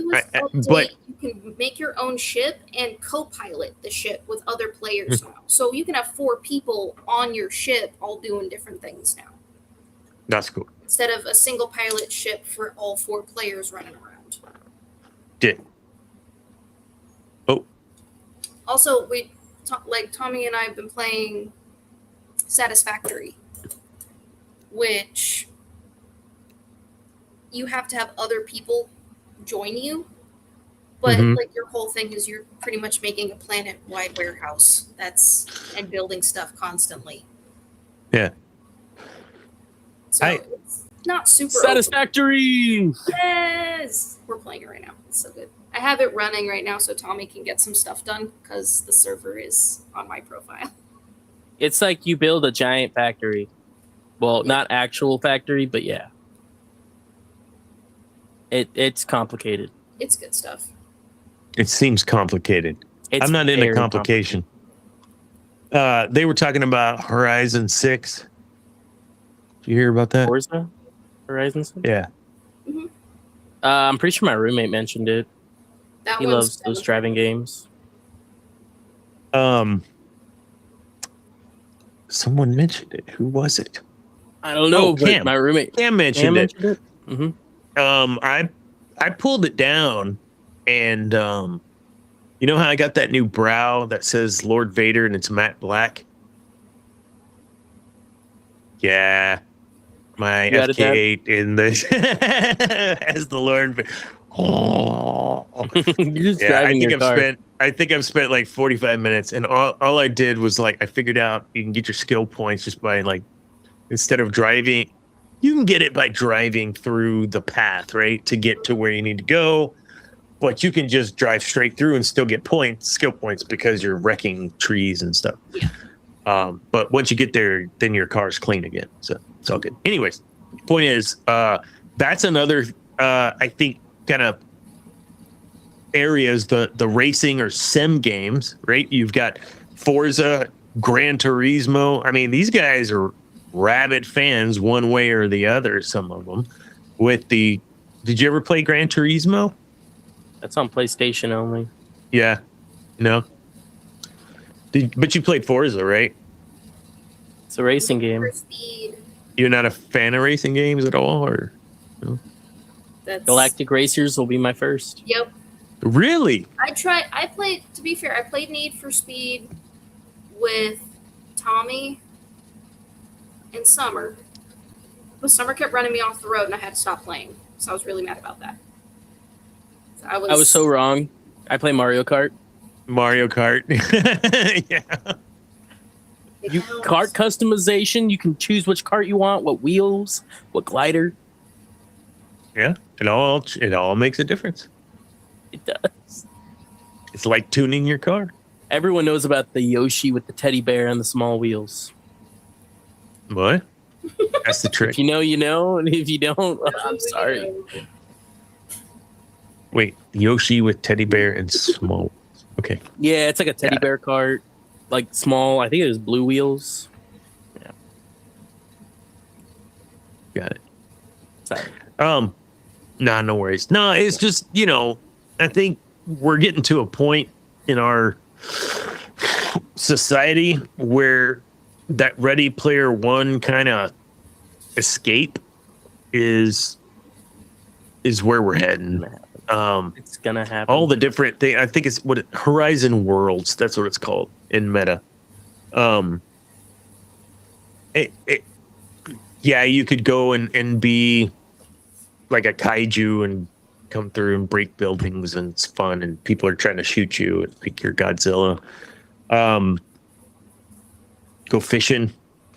Just do all the stuff and things.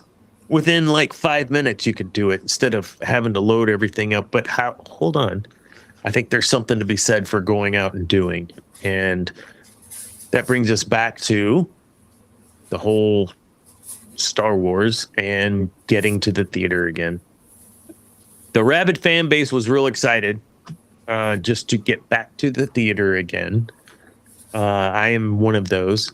And yeah, it was fun to get back to the theater and watch Star Wars. A new Star Wars, not something that you're re-releasing to the theater. And I think you both would agree, except for you haven't seen it yet, Eris. But Zane, you would agree that it was fun to go watch a new Star Wars movie in the theater. Yeah. Granted, it wasn't a serious Star Wars movie, if that makes sense. Like, not part of the saga, but it was good.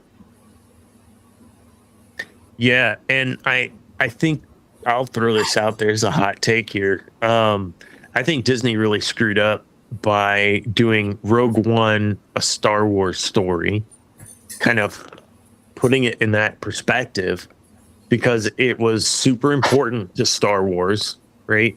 It just clicked. It just made sense.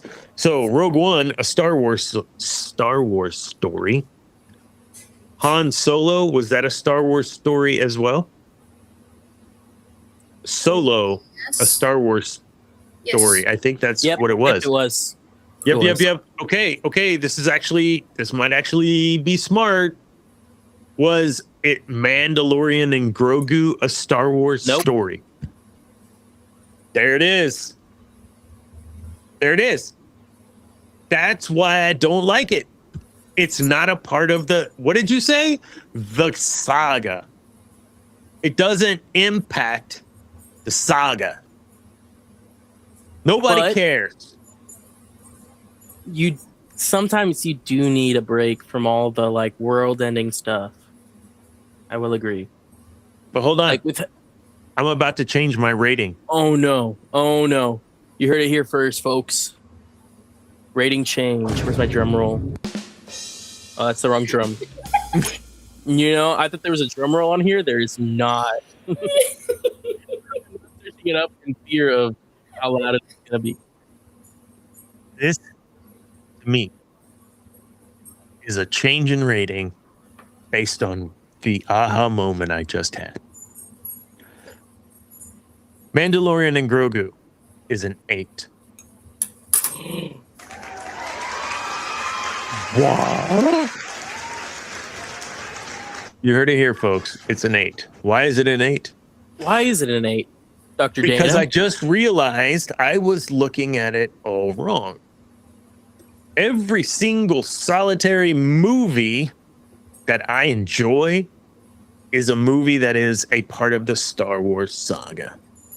That is episode 1 through, well, 9. I kind of enjoyed some of the sequels. Through 9. 1 through 9. 1 through 9. What?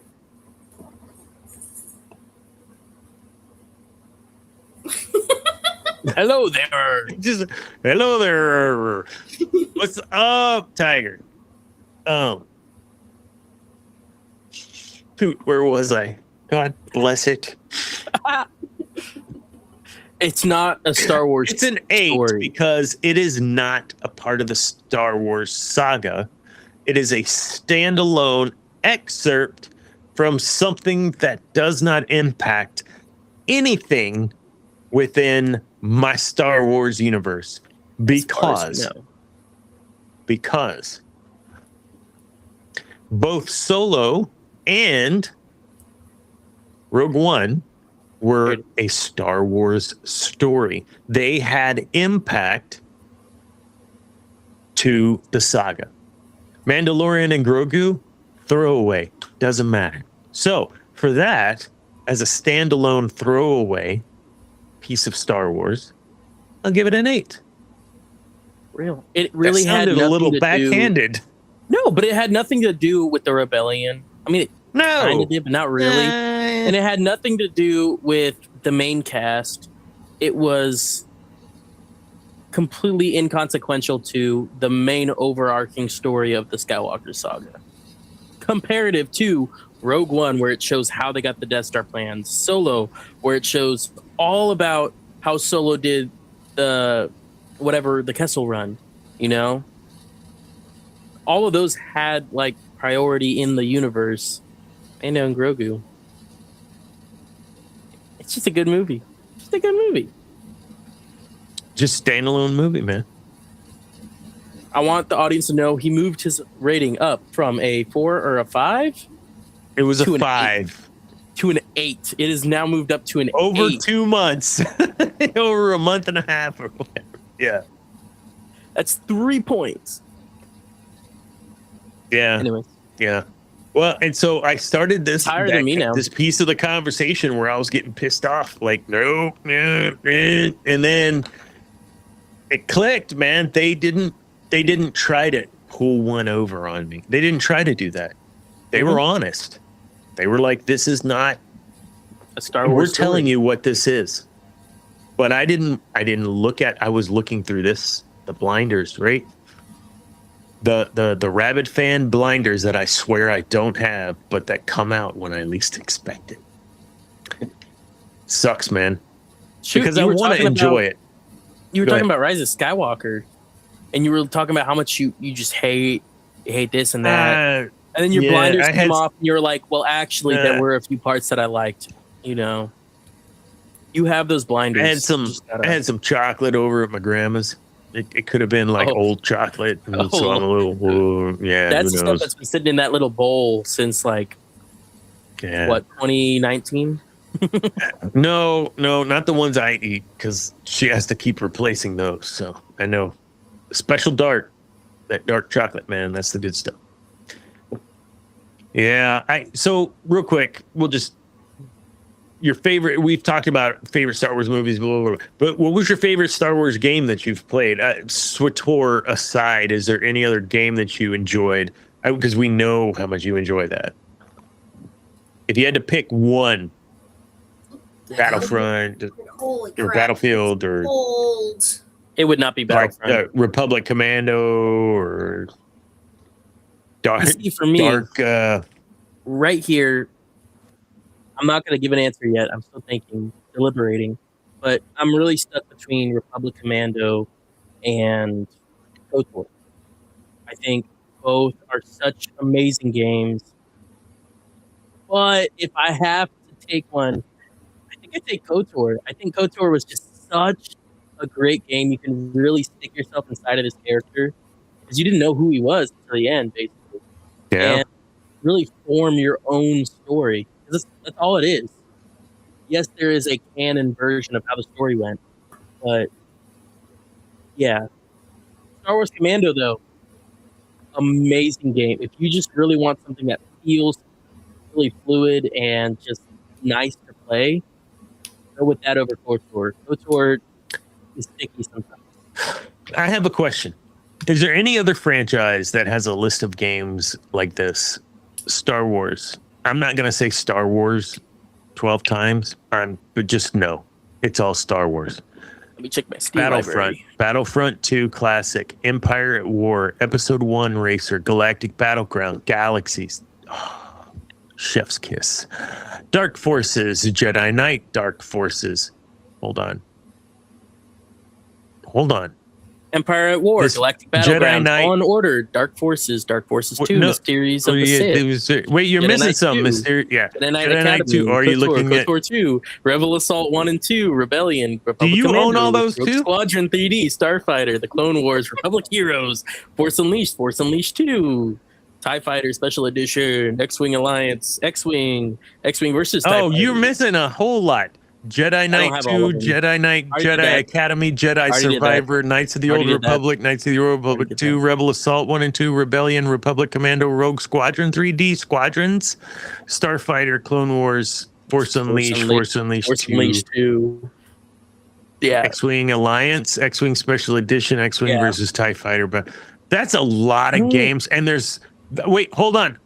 Lego. Where's my Lego ones? Oh my god. Lego Star Wars Complete Saga, Lego Star Wars The Skywalker Saga, Lego Star Wars 3 The Clone Wars.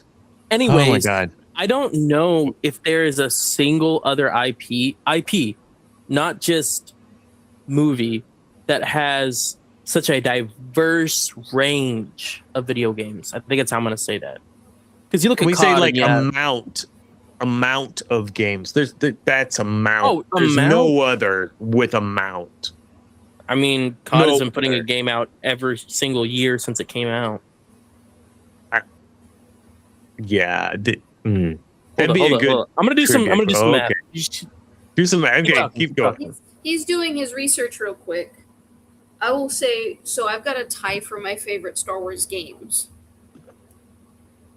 The first one is Force Unleashed. That would just, yes. Mm-hmm. That one's good. That's one some of the older video games I can't do anymore. It hurts my eyes to play them with the lower graphics. I will suffer through Force Unleashed just to play it again. And then the other one, which I have no idea if you're going to remember this. This is mostly because it's nostalgia for me. Is the Star Wars Saga Edition lightsaber battle that hooked up to the TV. Yeah. I remember playing this. I don't know if it'll let dim my phone a little bit to see if I can just pop it up. Okay. This thing. Yep. Going. Yeah. It had the little training droid. It had Yeah. the training droid, and that's how it tracked. Just I don't actually know. I know I have it here. I don't know. I don't think I have the lightsaber right here. I have the lightsaber you gave me for the weird like Bluetooth one on your phone with VR. But I don't think I have. I think it's outside and I don't want to grab it. But yes. Okay, so there's it came with the little stubby lightsaber too, right? Yeah. From what I can tell, there is one franchise that definitely trumps it. There could be more, but there's one that definitely does. Pokemon. And that's Super Mario. Super Mario. Super Mario. You didn't think about it. Think of how many racing games, party games, individual games, side sports games. Yeah. That is the only one. And it's not even Super Mario. You've also got Luigi's Mansion that ties into that as well. Yes, but what I mean is like the Super Mario franchise, like they have over 200 games, while Star Wars has over 120. So, and when you talk about diversity in games, because I think that's a bigger thing. You look at COD, it's the same thing. They have over 50 games. Oh well, it's the exact same shooter every single time. Maybe with some different text, some different controller things, but it's the same shoot 'em up game, you know. And I was thinking when you were mentioning that, I'm like, Assassin's Creed has a lot of games as well, but it's all the same. Star Wars has a diverse set.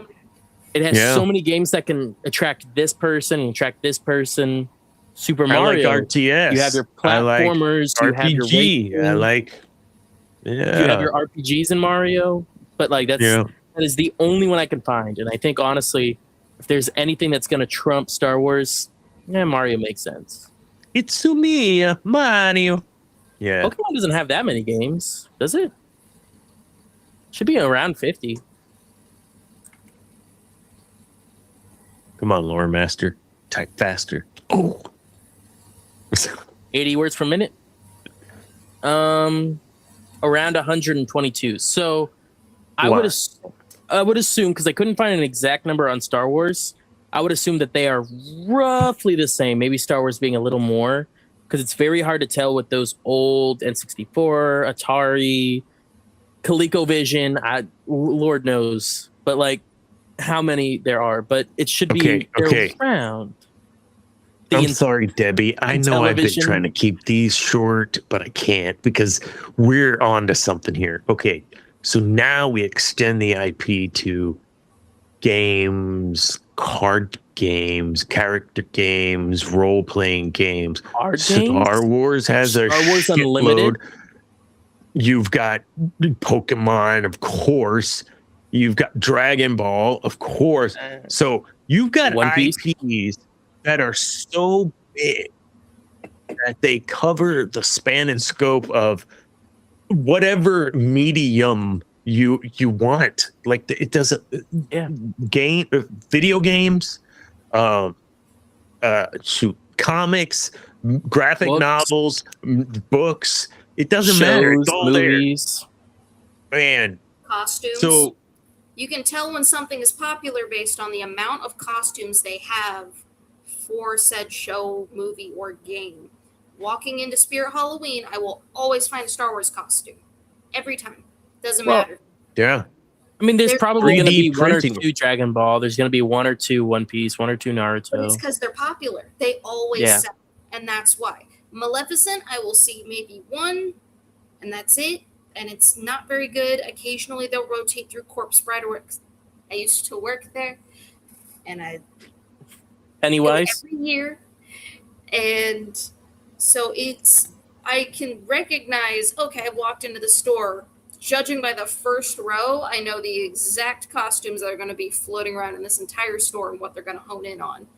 Avatar: Last Airbender is probably going to be all over the place this year because of the movie they just released. Did it just release? It was leaked, and they just kind of. I know it was leaked. Yeah, when does it release? They just posted it after because it was leaked. Tiger from House Vizsla popped over and said the 3D printing world. That's something I've started to see a lot of in my like TikTok doom scrolling is these guys creating, oh, you want this coaster or what, like Empire coaster here, or you want this, whatever. Man. I see it for D&D stuff. What are you doing? Lot, like the different towers and everything. What did you find? So by the way, Avatar, the movie releases this month, July 25th. Okay. So yes, there will be a lot of costumes in October. A lot of Avatar. I don't think it would be like too many, but it'll definitely be more than before. Zuko, okay, I already know. As we say in the corporate world, there'll be an uptick. Yeah. It's like there's always Hocus Pocus stuff. Oh, that's Halloween though. But it's not just Halloween, because Corpse Bride isn't always there. Nightmare Before Christmas isn't always there. Yeah, but those aren't, in the eyes of the people buying the costumes, those aren't classics. They're usually you got Hocus Pocus, you have Pennywise, you have the guy from Trick or Treat. I think Terrifier shows up a good amount, but those Terrifier are like is everywhere. It's the clowns again. All the clowns. I love Terrifier. Nobody likes clowns. I almost threw up watching that third movie. Killer Clowns from Outer Space is back. Yes, that is big at Spirit Halloween. Okay. Anyways, card games and miniatures and Warhammer. You want to talk about? There's a whole nother thing. Warhammer. Oh my god. That's a huge IP, man. Henry Cavill. But see, I don't know anything about it. It's good. Dude Thomas used to work for me. He was an artist. Great dude. He used to paint those figures and like sell them like for a lot of money. Yeah, because you take them to tournaments. Yeah. You build an actual army and fight with them. Yeah. It's crazy. You mentioned card games. So I knew Henry Cavill played something in what, like, I don't know anything about that IP. He plays Nothing. Warhammer and will actually, if interviewers ask him about it, he will go and just full tangent an interview about Warhammer and his love for Warhammer and the fact that I think it was Christmas or some other holiday, they opened their gifts and then he went and kind of hid away from his whole family doing Warhammer stuff while the rest of the family hung out. Because he's like, I got more of my thing. Let me go play with my thing now because we opened presents. We're done. Cards. Nice. The fact that One Piece can make their own card game that is popping off in sales. Look up any priced card in One Piece, and you'll see that they are going up. Sorry, card games. I have them right here. That's why. This is my stack that I got a couple months ago. I got my Star Wars playing For cards, One Piece? all 7. Yeah, I have a bunch. I don't play, but well, and then you get into Star Wars, and I don't even have unlimited, but I have the tops just right with me. You know, I don't know. You can't really see that well, but Star Wars playing cards. they do. I got this one right here. Dude, that one's sick. That's right. Yeah, one dude. That Zane You gave weren't me. here when I got to show it off. Were you? Yeah, there's the Oh, one yeah, that I you gave were. her as well. I got this one and Oh, I have nice. Rex. Yeah, I don't know where the box. Oh, the box went right here. Yeah, dude, this is such a cool set. They're so expensive. Here is the common version of that card. Of what I had? Yeah, there's also this one, which is cool. Which is Vader looking at like an AT.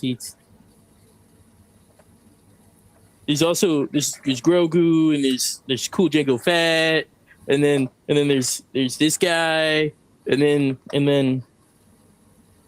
And then. No, but like, oh wait, do you guys even know what that was? And then no, and then. But the fact that Star Wars can just. Do you know how much this box goes for? $30. It's like Ooh. how many? A bunch of packs. It doesn't say. I didn't look. Most trading card games now, $30 is not a box set. Like 6 packs. It's $5 like a pack. this one probably has about 12, maybe. Do they got bubble gum in them still? No. No. No. Hobby box. So you just get the Okay. cards. You got no chewing gum. Yes. So for one box, for this box right here, I can get it at Best Buy for $450. Did you buy it for $450? No, I did not. I pulled it on the app. There's an app for the tops, and every time they do a big box set, they have tickets that you can get that you can pull for getting that Like a box in the raffle. mail. Yeah. So you got a raffle. How much was Basically. each raffle ticket? Well, if you buy the raffle ticket off of someone, it's probably around the same price as the box. I'd probably put maybe like anywhere from $50 to $75 into that app to pull it, which still talk about ROI. Talk about ROI. Yeah. Even with the you cards made that your I- father have. Hey, your father was worth $75. Yes. Let me tell you. This Thank you. this right here, one of one sketch card is worth more than that. Yeah. That's yeah. Yeah. Anyways, but like the fact that you have this hobby inside of this giant hobby, inside of this giant IP, like all about just collecting the cards from the IP, not even watching, not even reading, just collecting the cards. And to a point that they will spend $450 on a box. I don't know. There's just something about it. Oh, what?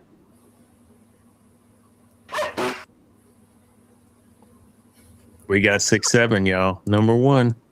Yeah, $40 for a what's MTG? I don't know what that is. Magic the Gathering.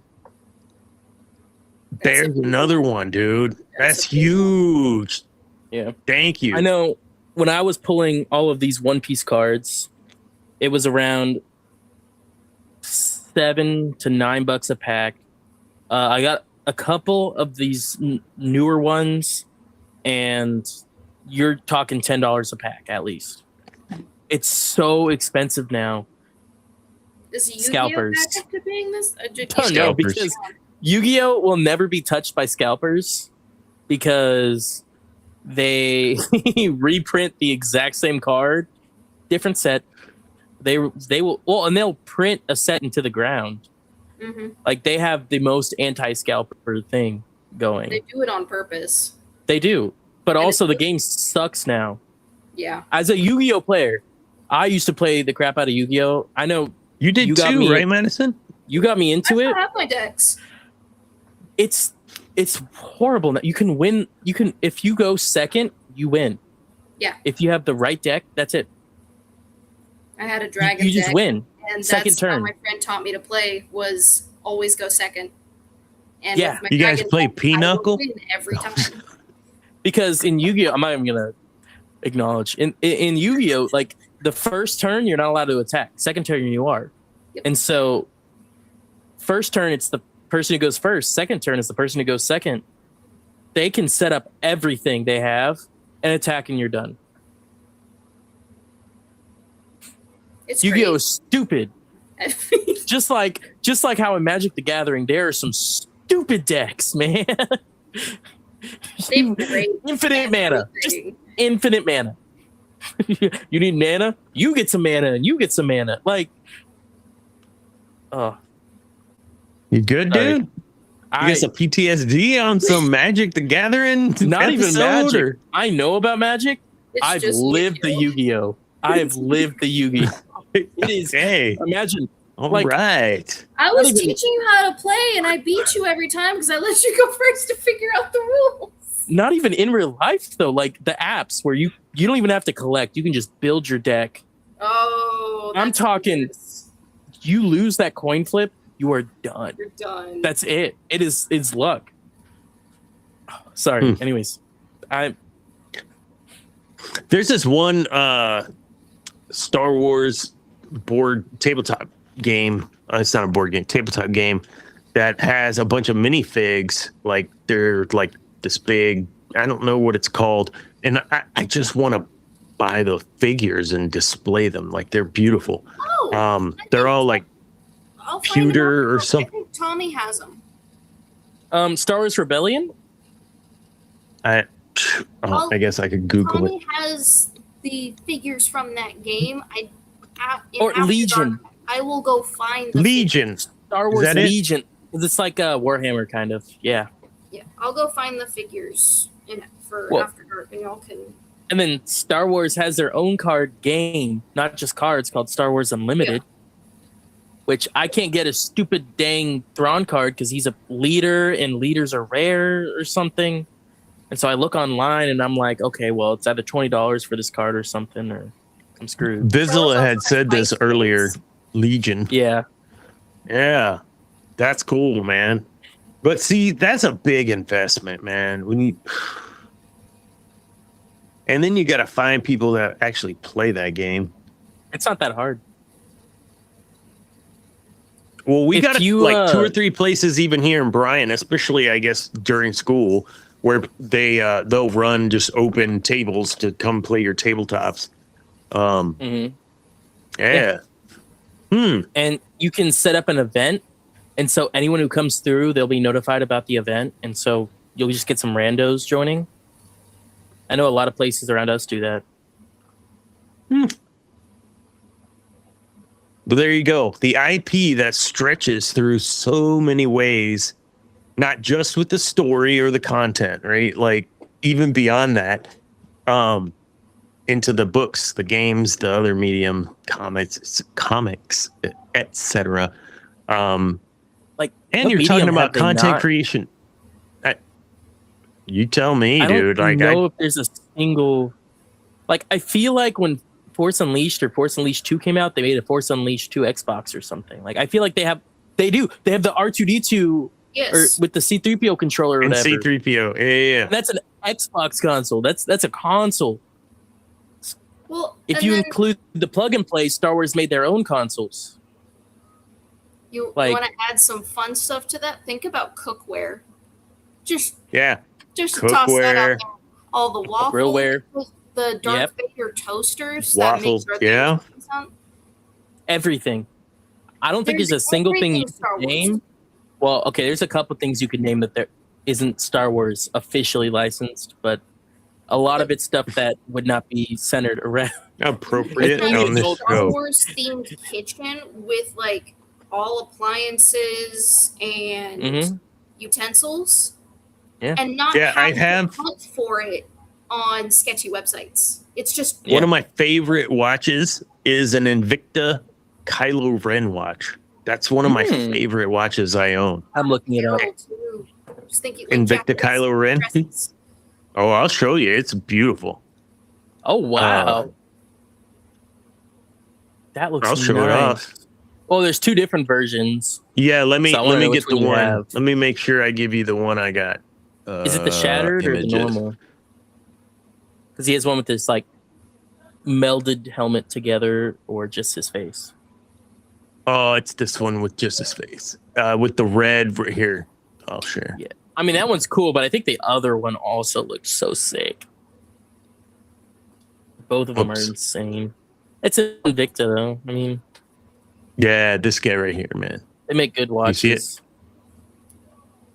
Oh, you haven't showed it. But yeah, I can see it. Oh, that's cool. Yeah. You should find the other one. You should find the other one. Yeah, there you go. Yeah, this is the one I have. Yeah, that's just thinking about... They didn't have the other one, or I probably would have gotten it. It's a pretty lot cool. of other IPs have merch and stuff like that, but I don't think they're like Marvel, maybe. Star Trek definitely has their own stuff. For Star Trek? Kitchen cookware clothes, yes. And you don't think Marvel does? Marvel does, but I don't think it's to the extent that Star Wars is. Yeah, I haven't seen a Marvel toaster. Oh, there No, that definitely is is- one. But Like, I'm even thinking, like, there's Marvel shampoo, there's Star Wars shampoo, there's Star But, Wars like- gummies and Marvel gummies. They both made cereal. They both made energy drinks, or at least got sponsored. They both have bean bags. They both have lawn chairs. Yeah. Like, just random. They both have a pool. I know for a fact they both have pools. yes, they both have pools. Yes, Harry Potter would be close to Star Wars regarding clothes. Story, apparel, because it's about this appliances. abandoned kid who was abandoned by his parents, living with his uncle. And One of when them this just had older magic guy feet. comes up and says, "You're important," and takes him away, and then he gets trained by this even older guy. Yeah. The old wizards. Yes. Harry No, Potter they are is the just- Harry Lightsabers Potter is exact same story. lasers. No, not exact. There's magic in Harry Potter. What is a force push? The midichlorians in your body manipulating the force around you to your will. Oh, give me a Magic break. Science can't muggles. explain everything. Shut the F up. Wait, does that mean All wizards have midichlorians because muggles can't use magic? Maybe they all have midichlorians, right? They just have a higher count, but they need the wands to channel that midichlorian energy into something that they can use.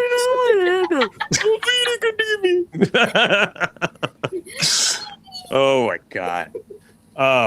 Yeah, what a show. This has been too long. We gotta stop. It's at 2 hours. Sorry, Debbie. That was actually fun, and that went way longer than I thought. But to the point of this, it went longer than we thought because, oh my god, what about this? Or oh my god, what about that medium? And we talked about Star Wars, for 30 Harry Potter. These IPs transcend all forms of media. And why are they awesome? Because they connect with people in ways, whether it's politics or just connecting with a character and maybe something they're going through. And as Dr. Martin said, I changed my view on some things on this show 2 times. You'll have to go On this back show. and review on this specific Like episode. literally, you see the moment 2 where it clicks. things I changed my mind on.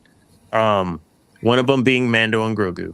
So that will wrap it up for tonight. Lore Master, tell me about a couple of gigs you might have coming up this next few weeks. Alrighty, well, July the 11th, this Saturday, we are in Dripping Springs, Texas, playing at Hudson's on Mercer Street for another time. Do I know why? No. It's going to be something. It's going to be something. Apparently, maybe the 17th or the 24th, we might be playing in Lubbock. I have no idea. So keep a watch for those dates. On the 24th, why did I write potential? I didn't write where all these were on my calendar. What? I'm so confused. Click the wrong look thing. at my. Yeah, you did. He hasn't even updated the stupid calendar thing on here. Hold up. I don't even know. Oh, let me go to his Instagram post because I can't be bothered to search through all these chats. Thomas Babiak. I play for a guy called Thomas Babiak mostly. A lot of these gigs will be for him. On the 20... Maybe not. 24th. It's not even on there. I don't even know. 24th, I'm doing something. Keep a lookout because I will show that. I don't remember, but yeah. And then the 31st, I am playing with Von Seegers somewhere. So keep a lookout for that. I didn't label any of these. So keep a lookout for where that's Awesome. going to be. I think it's going to be in Dripping Springs again. Hudson's on Mercer Street. August 7th, I'm playing with Thomas again. We're going to Aransas Pass right by Port A. We're going to play at Dorados. If you know what I'm talking about, that was when I did that double header where I was in Port A and then up to Dallas. Exact same spot in Port A. And then the 15th, I might be playing something with John Brewer. Look him up on Spotify. Pretty cool guy. I don't know where, so again, just look at wherever I'm at. 21st, I'm playing at, I think, a rodeo somewhere near southeast Houston. 22nd, I'm in the same area. I don't remember where, but I'm in the same area.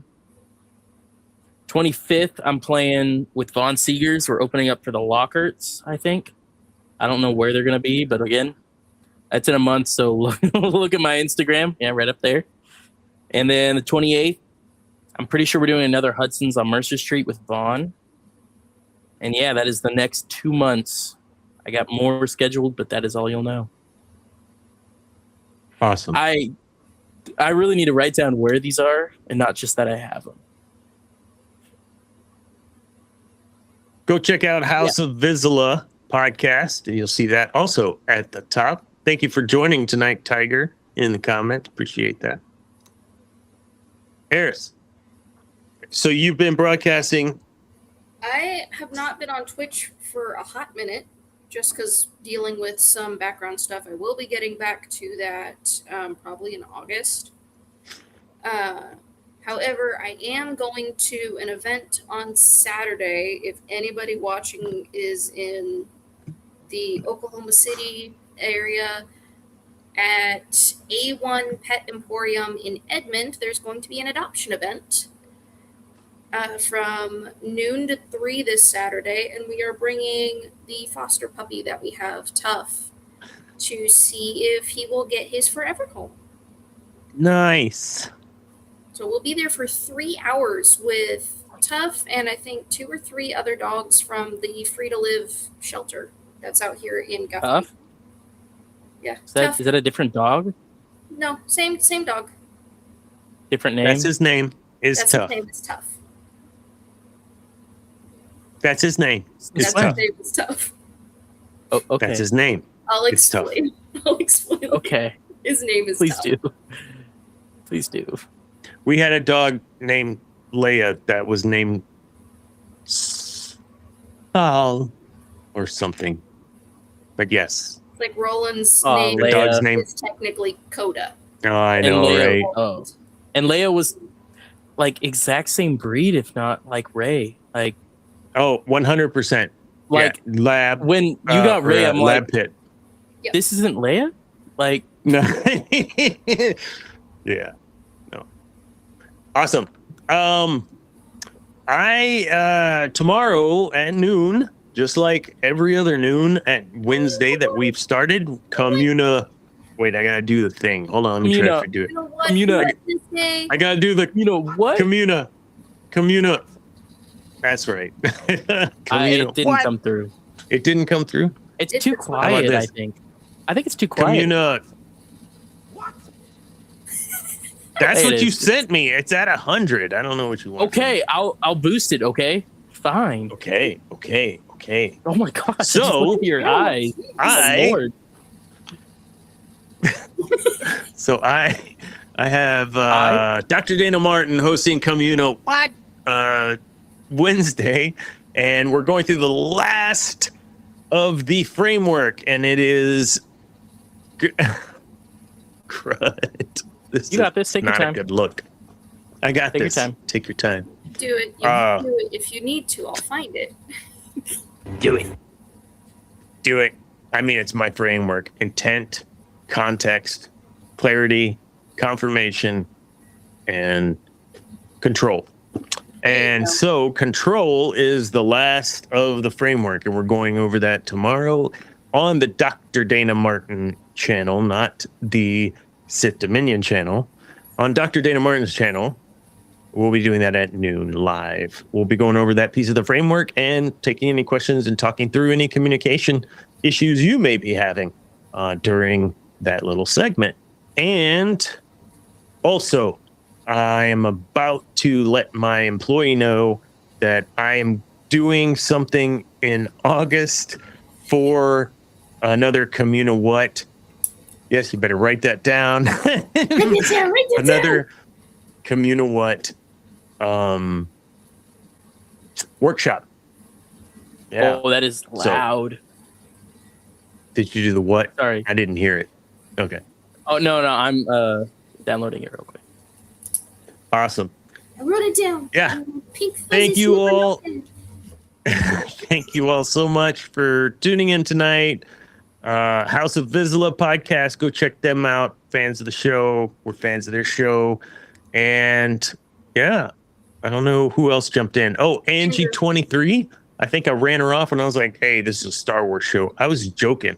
You could hang out. We talked about other things too. Cool. All right. Always remember, kids, peace is a lie. There's only passion. Good night.